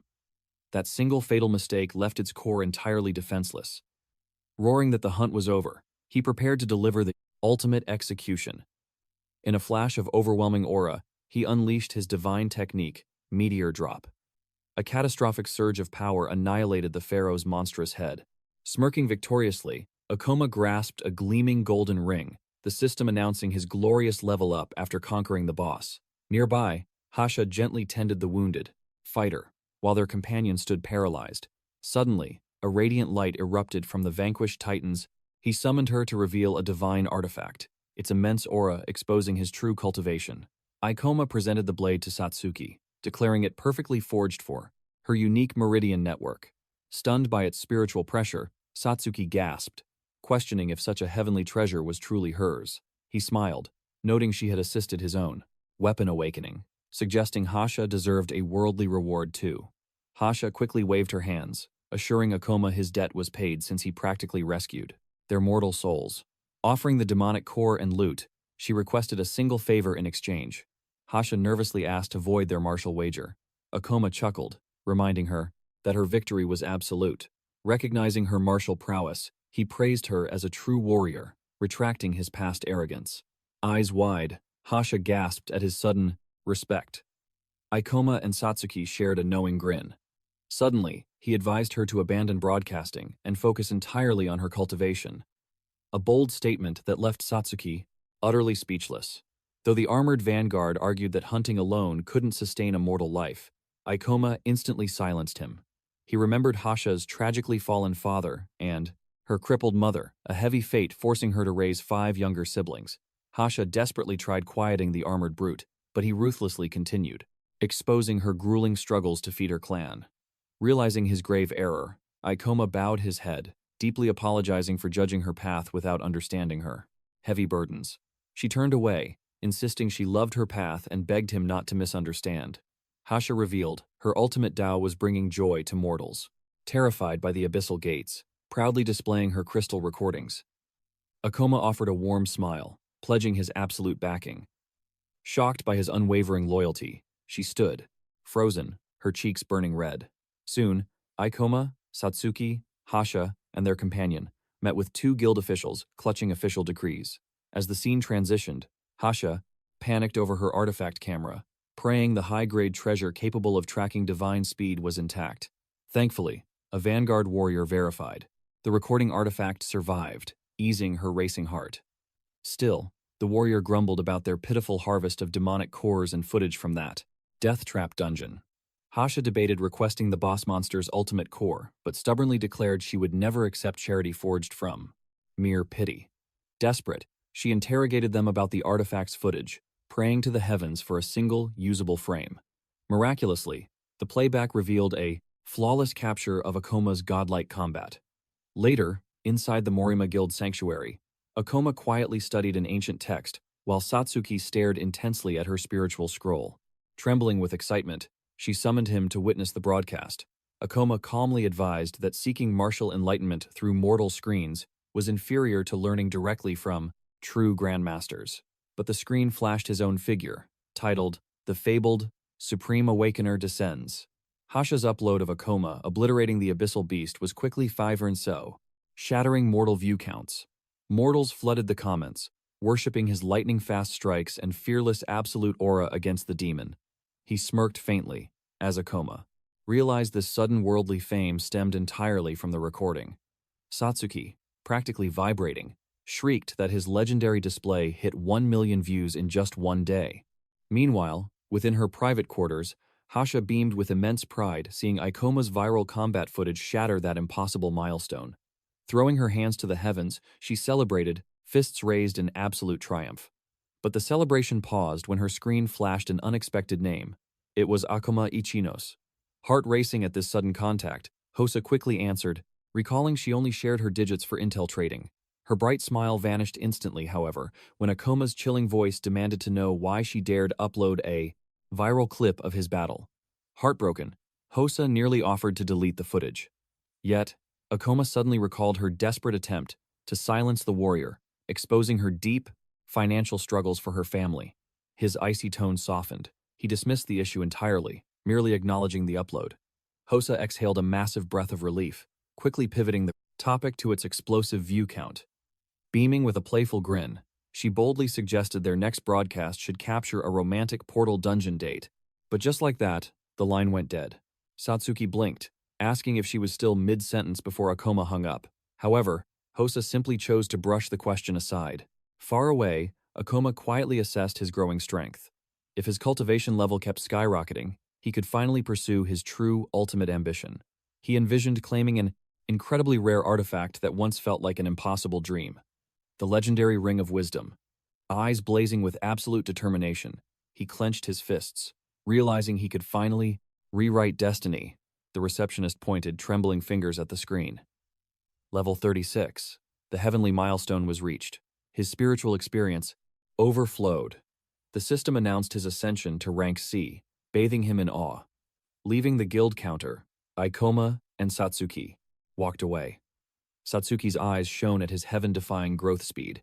He smiled, wishing her a glorious awakening soon. Back at the Fawn reception, the staff remained paralyzed by shock. Such monstrous cultivation speed was unheard of. Ikoma knew his heaven-defying progress came from his past life's profound memories, the true Tao of leveling, slaughtering higher realm beasts. Moments later, Satsuki praised him as a peak rank C powerhouse. Her martial heart burned to match his realm. Smiling proudly, Ikoma declared his next heavenly goal, ascending to rank B before the moon's end. Satsuki gasped at his insane ambition, reaching such a legendary realm so fast. She warned of fatal risks, since mere mortals rarely achieved such divine power. But Ikoma's gaze deepened. He sought a heaven-defying artifact. To claim this legendary treasure, he must breach an ancient domain known as the Library of Illusions. Only rank B awakened ones could enter. He revealed that the apex beast, guarding it, an invincible calamity, held the Ring of Wisdom. That divine artifact was his ultimate prize. Astounded, Satsuki questioned his forbidden system knowledge. Was this heavenly ring tied to his legendary past? Ikoma gave a heavy nod. His mind wandered to the artifact's true immortal nature, holding the absolute truth behind the dimensional rifts. Satsuki's breath hitched at the terrifying scale of his quest. He unraveled the mystery, explaining this divine relic vanished before its power was deciphered in his past life. Ikoma recalled the ancient scholars, who used its spiritual core to decode the portal's origin. Defying heaven's time limit was suicidal, but his martial determination remained absolutely unshakable. This was his personal Tao, his sole burden. He gave her the choice to walk away. Yet, Satsuki's eyes softened with unwavering loyalty, recalling how he had saved her from the abyss. Standing by his side was her greatest honor. Ikoma bowed in gratitude. However, shadows of doubt lingered over his rapid ascension. The guild demanded monumental raid records for rank B. A confident smirk crossed his face. He commanded the flow of destiny, and his master plan was already in motion. They would carve a legendary path of destruction. Soon after, a monstrous level, 32 red troll materialized. Ikoma's aura exploded, obliterating the beast in one strike. Satsuki followed, drowning a level 30 mermaid chief in absolute defeat. The bloodbath continued as a level 36. Spider Ogre was crushed by a devastating meteor drop. Satsuki ascended from level 32 to 35. She gasped for breath, unable to fathom purging 3 demonic domains in merely 2 weeks. Though these were lesser calamities, the speed of their conquest felt terrifyingly effortless. Ikoma smiled at her disbelief. Normally, these dungeons meant certain death, but he saw through their spiritual forms. These beasts lacked martial intelligence, and their auras were pathetically weak. Even better, his omniscient memory held the secrets to every vulnerable domain near the royal capital. He had already mapped a flawless cultivation farming route. Swiping open his system map, he proudly declared their heaven-defying progress. 5 incredibly dangerous portals beyond. Level 30 had been utterly conquered. Returning to the guild, the receptionist trembled before Akoma's divine raid records. Such a slaughter was 9. Simply unimaginable. To break into the elite rank B, they must face the guild's most brutal martial trial. The heavenly judgment awaited them. In just a few days. Suddenly, an oppressive aura filled the hall. Mr. Ukami, a mountain of a man, scoffed at the young upstart. Was this mere child, daring to challenge the rank B ascension? Ikoma's gaze sharpened like a heavenly sword, sighting the guild's crest upon the giant's chest.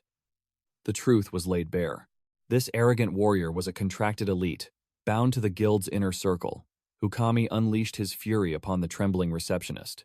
These guardians oversaw dimensional rifts, enforced justice, and acted as the ruling voices of the entire organization.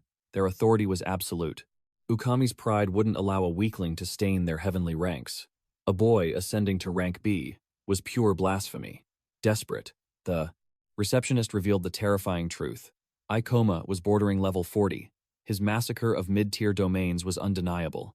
Ukami's eyes widened in horror. Had this brat slaughtered that many apex beasts? A suffocating tension hung between them.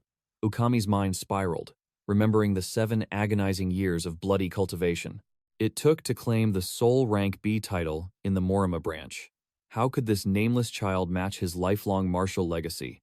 Sensing the giant's boiling jealousy, Ikoma prepared for conflict. This man was an obstacle on his path to immortality. Ukami marched forward, his killing intent flaring. Could a scrawny kid truly hold the power of rank B? Ikoma remained completely unfazed. Without this elite's blessing, his ascension in Morima would stall. But his martial will was forged in iron. He couldn't seek ascension in another city. This was his destined battlefield. Thinking of Satsuki's unwavering faith in him, Ikoma's spiritual energy stabilized. He would not bow to a false master.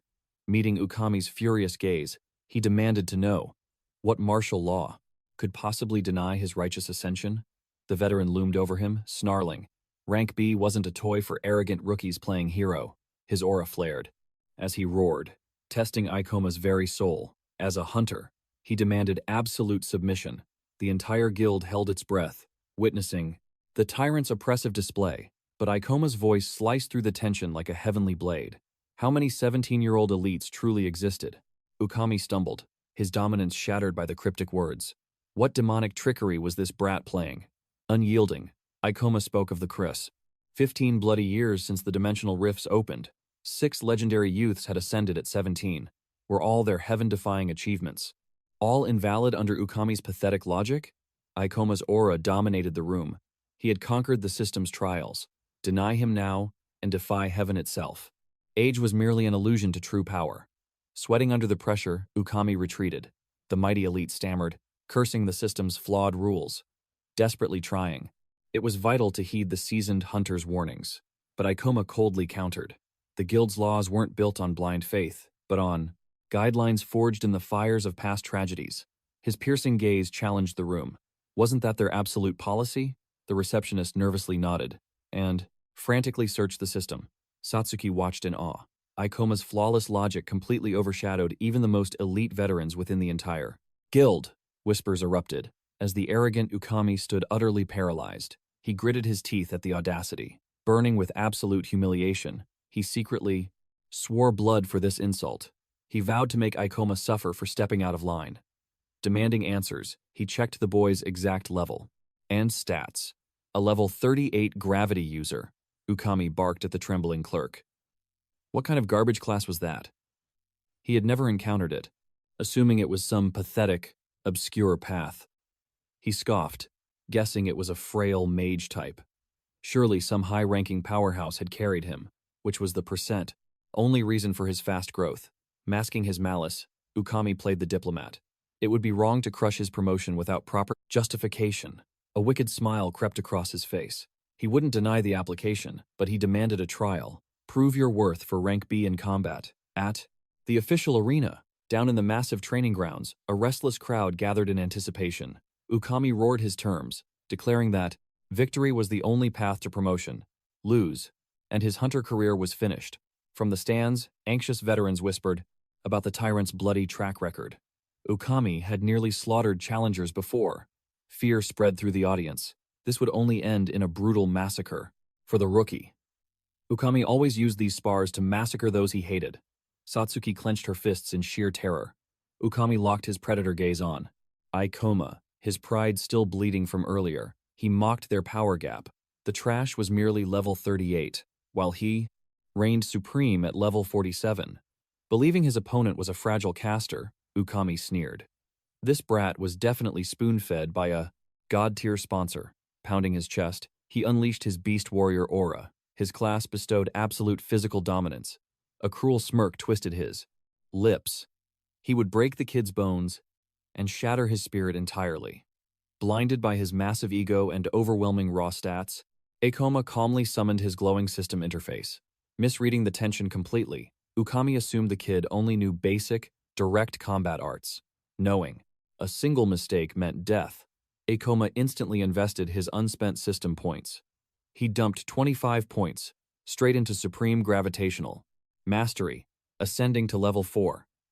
Absolute power surged through his muscles.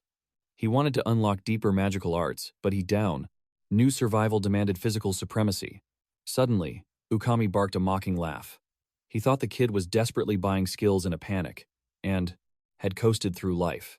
Dripping with venom, he threatened that fatal accidents happen frequently in the arena.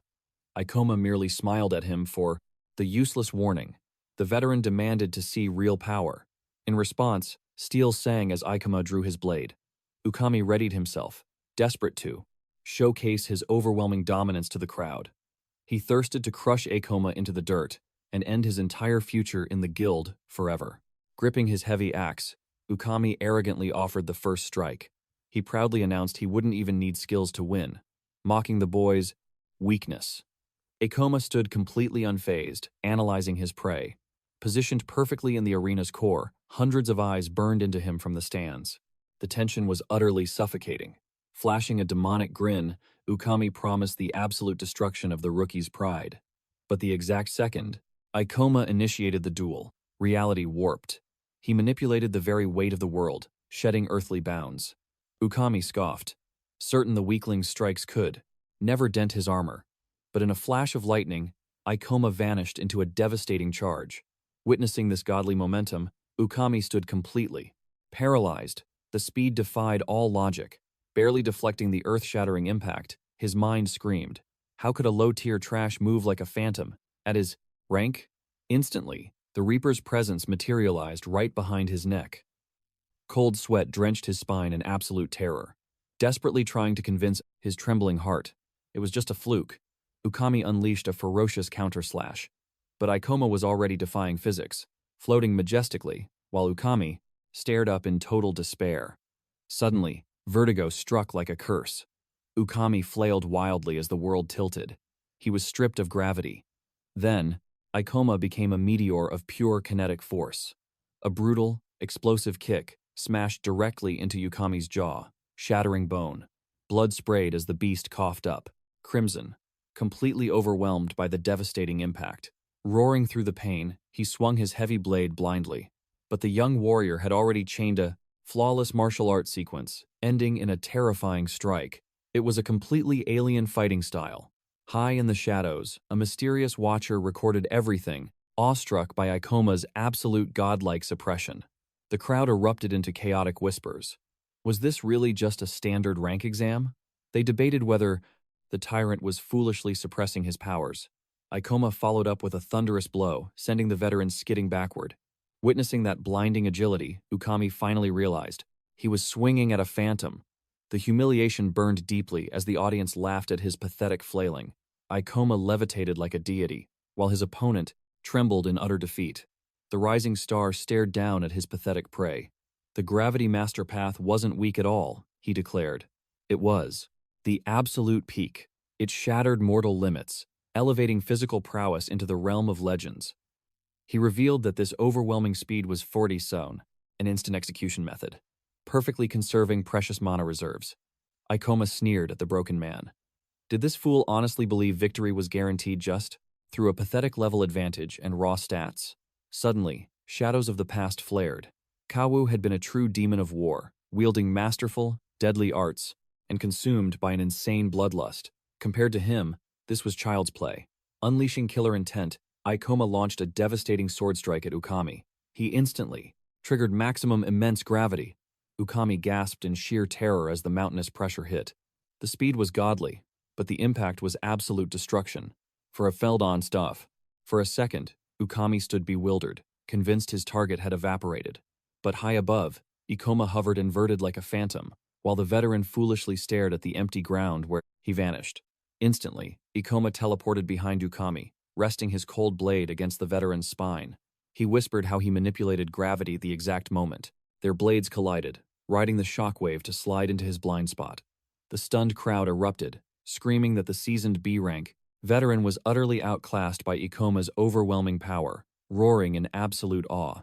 Satsuki beamed with pure joy, shouting that his flawless technique was absolutely legendary.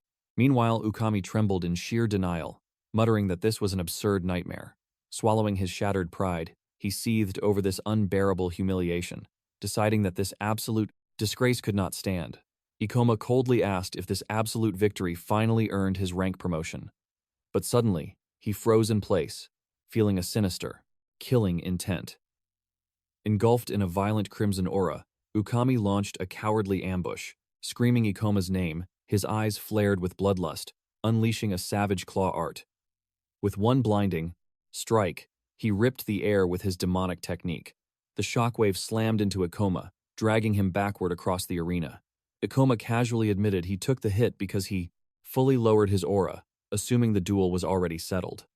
Glaring at Ikoma, Ukami scoffed at the ridiculous scene. The corrupt examiner sneered, claiming he had merely swung his blade as bait to conceal his true martial art, enraged that Ikoma still deflected the killing blow. Beyond the barrier, the audience erupted, whispering furiously about the blatant foul play, screaming that attacking after the bell was absolute trash. They viciously reminded everyone that the corrupt veteran swore he wouldn't use mana arts during the test. Despite the endless chorus of boos raining down, Ukami stood completely unrepentant. Unfazed, Ikoma calmly demanded to know if this chaotic exam would proceed while terrifying spiritual energy vortexed around his body. Ukami ground his teeth, utterly devoured by wrath, silently cursing this arrogant rookie and swearing to drag the brat into an endless abyss. Ikoma pressed on, asking if his overwhelming strength secured his rank. Internally, the seething veteran realized it would be a total disaster to lose to a lowly trash-tier cultivator, as this profound humiliation would shatter his guild authority. Masking his fear, he shamelessly announced that it was totally useless to Agramstai continue, flatly rejecting the boy's advancement. This blatantly rigged verdict sent shockwaves of outrage through the bleachers, yet Ikoma stood like an unbothered mountain. Shamelessly, the corrupt examiner claimed the rookie possessed decent footwork, but severely lacked explosive killing power, rendering him useless against boss-tier magical beasts. Following this garbage logic, he lied through his teeth, claiming he intentionally created massive openings that the foolish boy completely failed to exploit. To seal the rejection, he argued that Ikoma hopelessly failed to evade his supreme claw art, taking damage and proving his pathetic reaction time against deadly surprises. The outraged crowd boiled over, violently protesting that this sham was totally rigged, whispering that Ukami planned to fail him regardless of the outcome. Catching their insults, Ukami unleashed his suffocating aura, forcing one trembling man to cower in terror. Another spectator hissed a warning to stay silent, afraid of drawing the tyrant's wrath. Piercing the tension, Utsunomiya roared the examiner's name, demanding if he felt zero shame for this pathetic display. Ikoma blinked, surprised his ally was watching. The fiery friend ripped into Ukami for breaking his vow about sealing his mana arts, loudly declaring that Ikoma completely dominated the rhythm of the entire battle. Enraged, Ukami barked at him to shut his mouth, dismissing him as worthless trash. Regardless, Utsunomiya confidently promised Ikoma that he would expose this corrupt farce and broadcast the undeniable truth. Yet, Ikoma casually waved off the help, coolly questioning why this guy was suddenly acting like a best friend and doubting his true motives. Satsuki, who witnessed every explosive clash, knew in her soul that Ikoma was the true victor. She frowned, utterly baffled by Ikoma's passive stance, recalling he needed the examiner's official approval. Reading her mind, Ikoma smirked, revealing that this exact reason was why he flawlessly demonstrated the cosmic gap in power between their realms. Internally, he sighed, thinking that completely shattering a senior hunter's fragile ego with a merciless beatdown might have been overkill. Still, he brushed it off, knowing there was 0 point dwelling on it, since crushing him fixed nothing. Suddenly, a commanding aura approached, questioning the chaos. Ukami instantly paled, recognizing the elite deputy, Guildmaster Shirazawa. Bowing slightly, he nervously asked why his superior had descended, claiming he was just searching for him. The authoritative master coldly stated he was observing the rookie, but that this entire spectacle was a pathetic waste of breath. Shirazawa locked eyes with Ikoma, questioning if inflicting such brutal injuries was truly required, though noting that bloody accidents frequently strike during intense mortal combat. Sweating nervously, Ukami scoffed at the bloody gash, dismissing it as superficial. Disgusted, Shirazawa ordered him to drop it. Ikoma watched as Ukami informed his superior they urgently needed to discuss a high-level crisis, immediately dragging him to the upper floors. Abandoning the shattered arena, Ukami sneered that his precious time couldn't be wasted on trash. As the master vanished, Utsunomiya gasped, whispering that Shirazawa was the absolute pinnacle of their guild's power. Satsuki nervously turned to Ikoma, asking how they could possibly advance forward from this mess. Rubbing the back of his neck, he calmly replied they would forge a brand new path. Meanwhile, as the VIP elevator pinged the 13th floor, Shirazawa demanded to know if that brutal clash was truly required for a simple rank assessment. Sweating bullets?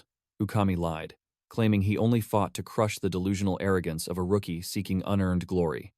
The Grandmaster sternly pondered the boy's rank potential, wondering if modern rookies simply lacked the proper respect for battle-hardened veterans. Settling into his luxurious leather chair, he glared at the examiner, asking what dire emergency required this private meeting. The powerful master intertwined his fingers, revealing the critical threat. The volatile B-rank dungeon, the Temple of Beasts, controlled by the Mishima sector. He noted that monopolizing such high-tier gates generated astronomical wealth, granting cultivators endless resources and priceless demonic cores to absorb.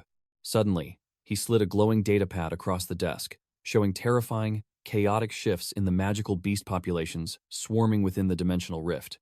His tone darkened, stating that ambient mana density was spiking to catastrophic levels, warning that their absolute priority was preventing a dungeon break, not farming gold. The corrupt examiner, clutching a scattered report, realized Shirazawa planned to permanently seal the Temple of Beasts to avoid an apocalyptic bloodbath. The master nodded grimly, explaining that the Hunter Association's High Council greedily hoarded B-rank gates due to their immense rarity, while the guild leader actively delayed closing it to keep lining his own pockets. He sighed, admitting that the only excuse keeping that unstable rift open was Ukami's own sworn testimony as a veteran that the zone was secure. He narrowed his eyes, growling that the mysterious dungeon reeked of danger, and that his instincts screamed it was a ticking time bomb. Thus, he commanded the terrified examiner to deliver a drastically revised safety report to the guild leader. Trembling, Ukami asked if this was the actual hidden motive for dragging him upstairs. But Shirazawa's aura flared, instantly silencing him, stating he wasn't remotely done talking.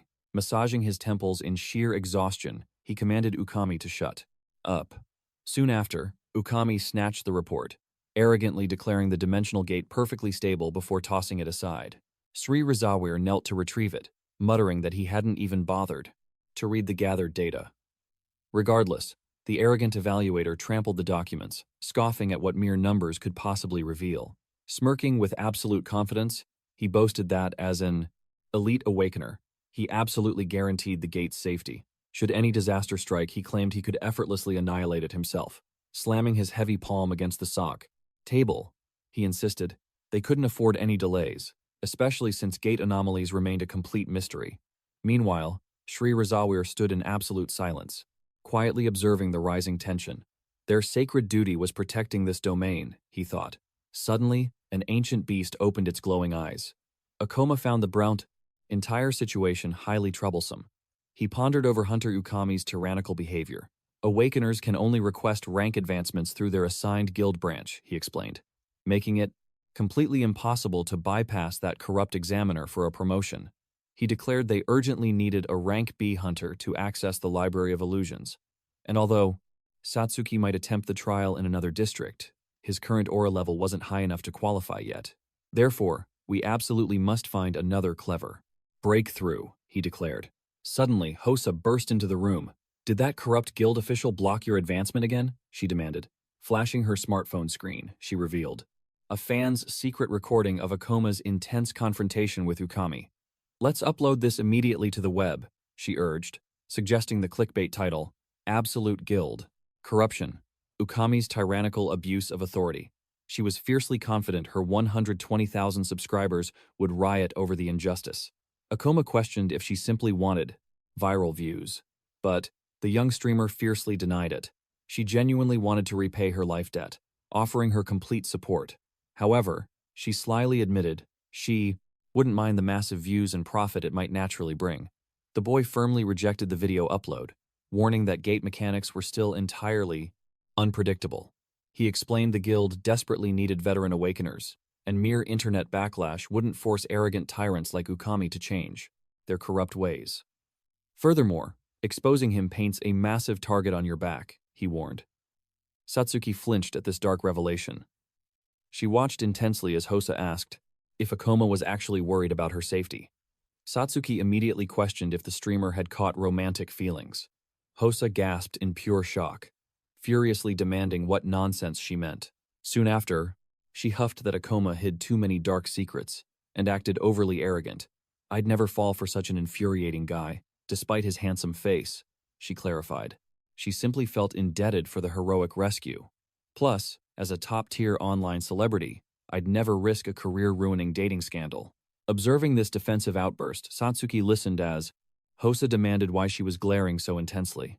Satsuki hastily looked away. Suddenly, a terrifying alarm pierced the air. Everyone froze, staring at the screen. Satsuki read the glowing emergency alert regarding a catastrophic rank B monster outbreak ravaging Tokyo. What's happening? She gasped. Hosa pointed trembling fingers at the screen, while Akoma deduced the apocalyptic chaos on Kitahana Avenue stemmed from a massive gate overflow at the Temple of Beasts. A dungeon break means monsters are violently breaching our reality, he explained. The only way, today, survive is by slaughtering the supreme boss and sealing the dimensional rift. He inwardly frowned, realizing this catastrophe was completely unprecedented. This exact disaster had never occurred in Morimo Ward during his past life. Was this mere coincidence? As fragmented memories of his previous incarnation flooded his mind, he deeply wondered if the clost timeline was permanently shifting from his destined path. A supposedly secure gate just shattered. Hosa panicked. Why didn't the elite guild foresee this disaster? They've studied these dimensional rifts for years. The young streamer confessed she had never experienced a rank B dungeon break, severely lacking the locked combat power to actually help. Traumatic flashbacks of her helpless father begging for salvation against a beast surfaced. Countless innocent civilians are completely defenseless. They desperately need a savior, she declared, boldly marching toward the death zone. Akoma quickly warned her that a mutated rank B gate held unfathomable horrors, as no one truly knew what catastrophic chain reactions a dungeon break might trigger. Meanwhile, at the blood-stained incident scene, Ukami faced a towering monstrosity amidst the crushing rubble. The shadow revealed a terrifying level 34 lycanthrope. The arrogant hunter launched into the air, aura exploding from his gleaming weapon.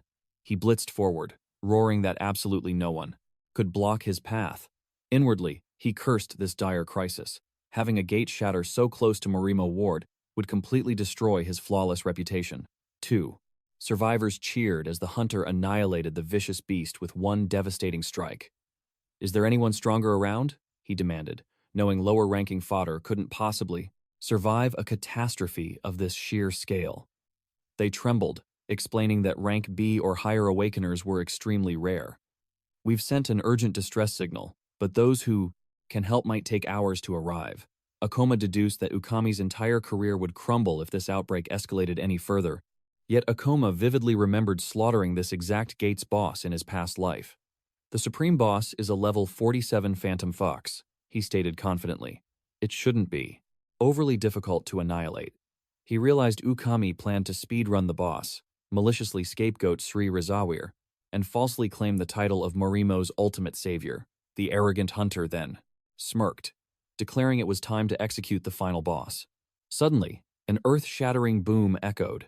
A catastrophic explosion shattered the street, drowning out the civilians' terrified screams. From the smoke, a gargantuan claw slammed down. "Is that the dungeon boss?" Someone shrieked in despair. Emerging from the blazing inferno, a colossal multi-headed fox demon materialized on the confer. "The survivors!" screamed in pure terror. The gate's intelligence report had never mentioned a catastrophic beast like this. The terrifying entity revealed its true form as a level 55 summoner fox.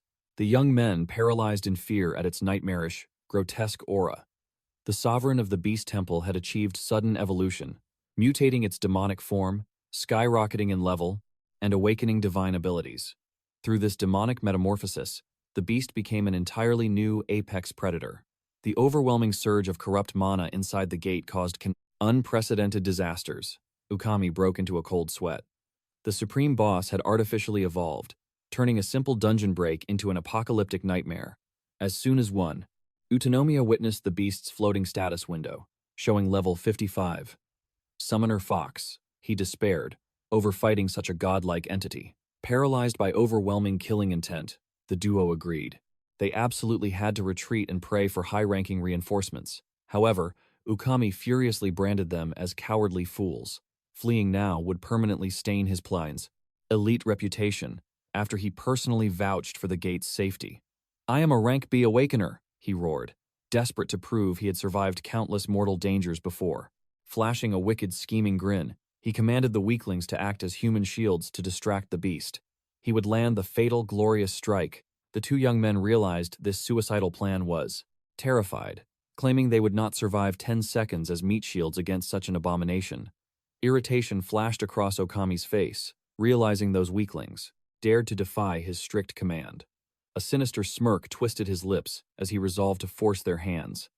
Unleashing his berserk technique, a violently pulsing crimson aura blasted from his palms, striking them instantly. As the malicious red energy engulfed their forms, the rookies collapsed in sheer agony, clutching their splitting skulls. This berserk technique, a brutal beast warrior art, violently amplified their physical power while completely shattering their rational minds, turning them into rabid beasts. The veteran smirked, recalling how many times he had sacrificed human shields to escape legendary demonic beasts, though this ruthless tactic had gathered dust recently. Without hesitation, he viciously kicked one of the pawns, launching his body through the air like a rag doll. He barked an absolute order for them to charge the demonic beast, plotting to steal the glorious execution once his sacrifices created a blind spot. Smiling sadistically, he mused that this cruel fate was a perfect lesson. The pure of heart always perished early in this merciless hunter society. Consumed by the maddening technique, the rookies blindly charged the nightmare creature with weapons drawn. Watching coldly, he gasped as the abomination exposed a grotesque, violently pulsating eyeball directly upon its spine, framed by a horrifying eyelid stitched from human hands. The demonic beast instantly triggered its telekinetic art. Hovering forward, massive chunks of shattered concrete began levitating ominously. In the air, Okami stood completely paralyzed, questioning how a mere beast could manifest such overwhelming spiritual pressure. Scrambling desperately for safety, a devastating storm of rubble rained from the heavens. The mind-broken pawns shrieked in absolute agony under the crushing weight, but he coldly cursed their utter worthlessness. Suddenly, the seasoned veteran detected a colossal boulder, hurtling directly toward his skull. Igniting his aura, he obliterated the stone using his signature Beast King's crash technique. The terrifying realization hit him like lightning. This nightmare was wielding advanced telekinesis. He instantly knew this abomination's power level completely dwarfed his own. The demonic fox beast relentlessly hunted him, forcing a pathetic sprint through the apocalyptic city ruins. He desperately questioned if this boss-tier enemy was supposed to possess such divine strength. The shadow of death loomed closer, breathing down his neck and shattering his nerves. Okami calculated the beast's horrifying speed and unsheathed his heavy blade, fortifying his guard. The demonic entity channeled another devastating telekinetic strike through its unholy eye. He deflected the lethal shrapnel with his greatsword. After parrying a second deadly projectile in rapid sequence, Okami felt his bones crack under the pressure. Seizing the opening in his broken stance, The beast lunged with razor-sharp claws. His defense shattered completely. He crashed into the dirt, realizing the enemy's overwhelmingly superior power realm. Despair flooded his mind, acknowledging the absolute impossibility of fighting such an apex predator. Realizing victory was a fleeting illusion, he decided his pride no longer mattered. Biting his lip, he desperately triggered his false death technique, a forbidden art allowing him to flawlessly mimic a corpse upon taking damage, completely halting his heartbeat. The demonic beast coldly inspected the motionless prey, turning its grotesque gaze away after sensing absolutely no life force. Once the nightmare entity shifted focus, Okami knew it was his only chance to escape. He exploded into a desperate sprint, but the beast's unholy eye snapped open again. Soon, the monstrous predator closed the gap, swiping its devastating claws. The veteran hunter took a catastrophic hit, crashing back to Earth. A chilling revelation struck him. That grotesque eye on its spine possessed divine omniscience. He lamented that his escape route had vanished entirely. Panic consumed his soul, fiercely rejecting such a pathetic death. Looming above, the nightmare beast channeled its ultimate execution, completely enveloping him in suffocating demonic aura. Okami was completely paralyzed by the oppressive energy, wondering if the monster was merely mocking him. Suddenly, the pitch-black miasma forcefully violated his spiritual veins. He shrieked in soul-tearing agony, completely bound to his cruel destiny. Finally, a coma descended upon the apocalyptic ruins left in the beast's wake. Beside him, Hosa cast a radiant healing art upon a shattered civilian, whose eyes widened as his wounds vanished like magic. Akoma commanded the man to flee toward the safe zone, promising with absolute confidence that no demonic beasts blocked his path. Bowing in endless gratitude, the man scrambled away. Hosa turned her gaze toward Akoma, noticing his profound, world-weary contemplation. Breaking the silence, he declared they must advance at lightning speed to seal the dungeon break before utter catastrophe struck. The healer nodded firmly, respecting his strategic judgment. Glancing at her smartphone, a jolt of panic hit her, realizing an hour slipped away, yet the beast wave raged on, completely unchecked. Akoma gritted his teeth, calculating that the elite Ministry of Demonic Eradication should have already subjugated the boss of the legendary Temple of Beasts. Their unforgivable delay spelled absolute disaster. A heavy sigh escaped his lips. The dreaded worst-case scenario had officially become their new reality. Meanwhile, the corrupted Okami mercilessly ambushed the female hunter. She unleashed a blood-curdling scream, collapsing from the shockwave. Without hesitation, he activated his savage beast claw art, brutally tearing into the bald warrior. The man groaned from the agonizing wound, fiercely gripping his heavy weapon. Exploding forward, he unleashed a counterstrike, steel screaming against Okami's blade. The possessed hunter grinned maliciously, while the captain glared with righteous fury, only to be blasted backward by a devastating aura-infused shockwave. The fallen woman screamed, "Captain Kurakawa," as Okami's deranged laughter echoed through the ruins. He arrogantly sneered, mocking the pathetic resilience of a mere B-rank hunter. His voice dripped with poison, proclaiming this slaughter was simply a ripple effect of an absolute calamity, far transcending any ordinary dungeon break. In his arrogant eyes, these pathetic local guilds and military trash were destined to be completely wiped out. Roaring with madness, he instantly closed the distance, launching a lethal charge straight toward the pawn, exhausted captain, who hopelessly raised his battered guard. Akoma descended like a meteor, utilizing his gravity reduction art. He violently intercepted Okami in midair, shattering his lethal momentum before the fatal blow connected. Analyzing the aura, Akoma diagnosed that Okami was bound by demonic mind control. As the corrupted hunter hissed like a rabid beast, the injured captain desperately attempted to scream a warning, declaring this veteran was a monster. Ignoring the plea, Akoma launched a flurry of fluid, gravity-defying strikes. The wounded captain watched in awe, stammering he could not fathom how a rookie hunter was effortlessly overpowering a seasoned B-rank powerhouse. His jaw dropped, witnessing the majestic martial flow, acknowledging this youth belonged to an entirely unknown realm. Moments later, he realized Okami's techniques had devolved into primitive slashes, completely devoid of his former martial mastery. Was the demonic puppetry degrading his battle instincts? Despite this chaos, the possessed elite violently unleashed a devastating beast claw execution, which Akoma effortlessly evaded like a phantom. Sensing his opponent's frustration, Akoma shifted his footwork into an unpredictable rhythmic dance to shatter his focus. As soon as his gravity magnification art triggered, Okami was violently crushed into the earth. Akoma followed with a bone-shattering dive kick, forcing a blood-curdling roar of agony from the fallen veteran. Stepping closer, Akoma calmly asked if his clouded mind had finally cleared. Okami glared upward, blinking through genuine confusion as recognition dawned.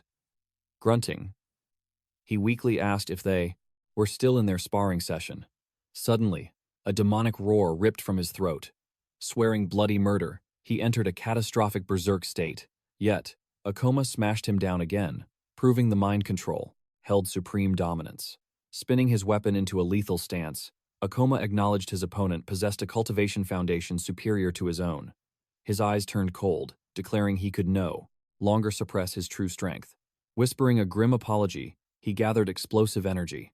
Blasting off like a cannonball, he executed a breathtaking aerial strike, slamming his weapon squarely into Okami's face. Akikoma launched into the sky, amplifying gravity to crushing levels. He triggered Meteor Drop, crashing down upon his enemy with thought. Apocalyptic force! Wukami shrieked in pure agony.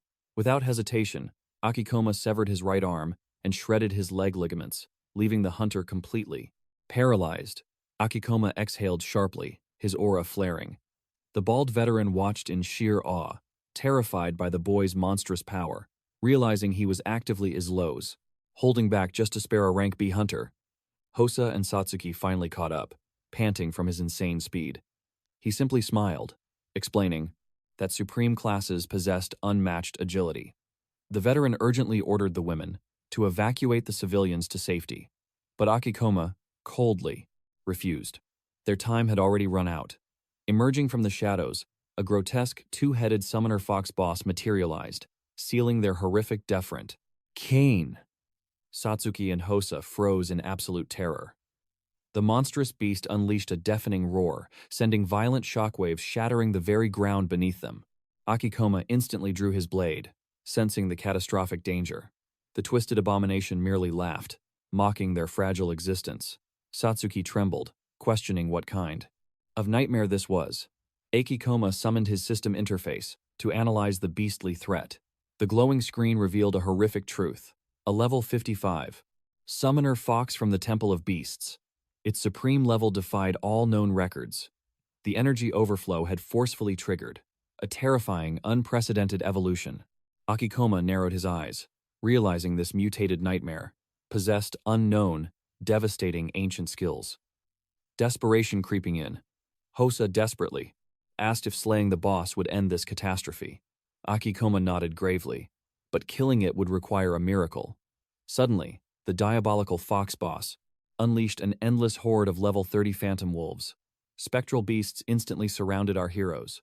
The girls watched in sheer panic as the monstrous proms legion multiplied. Hosa's heart shattered, visualizing the catastrophic death toll this massive overflow would inflict upon innocent lives. Amidst the impending doom, the demonic beast cackled, reveling in the glorious slaughter. Akikoma commanded the girls to hold off the spectral army and defend the helpless. While he faced the abyss, she gasped, asking his suicidal plan. His eyes blazed with lethal intent. He would annihilate the boss and shatter the overflow.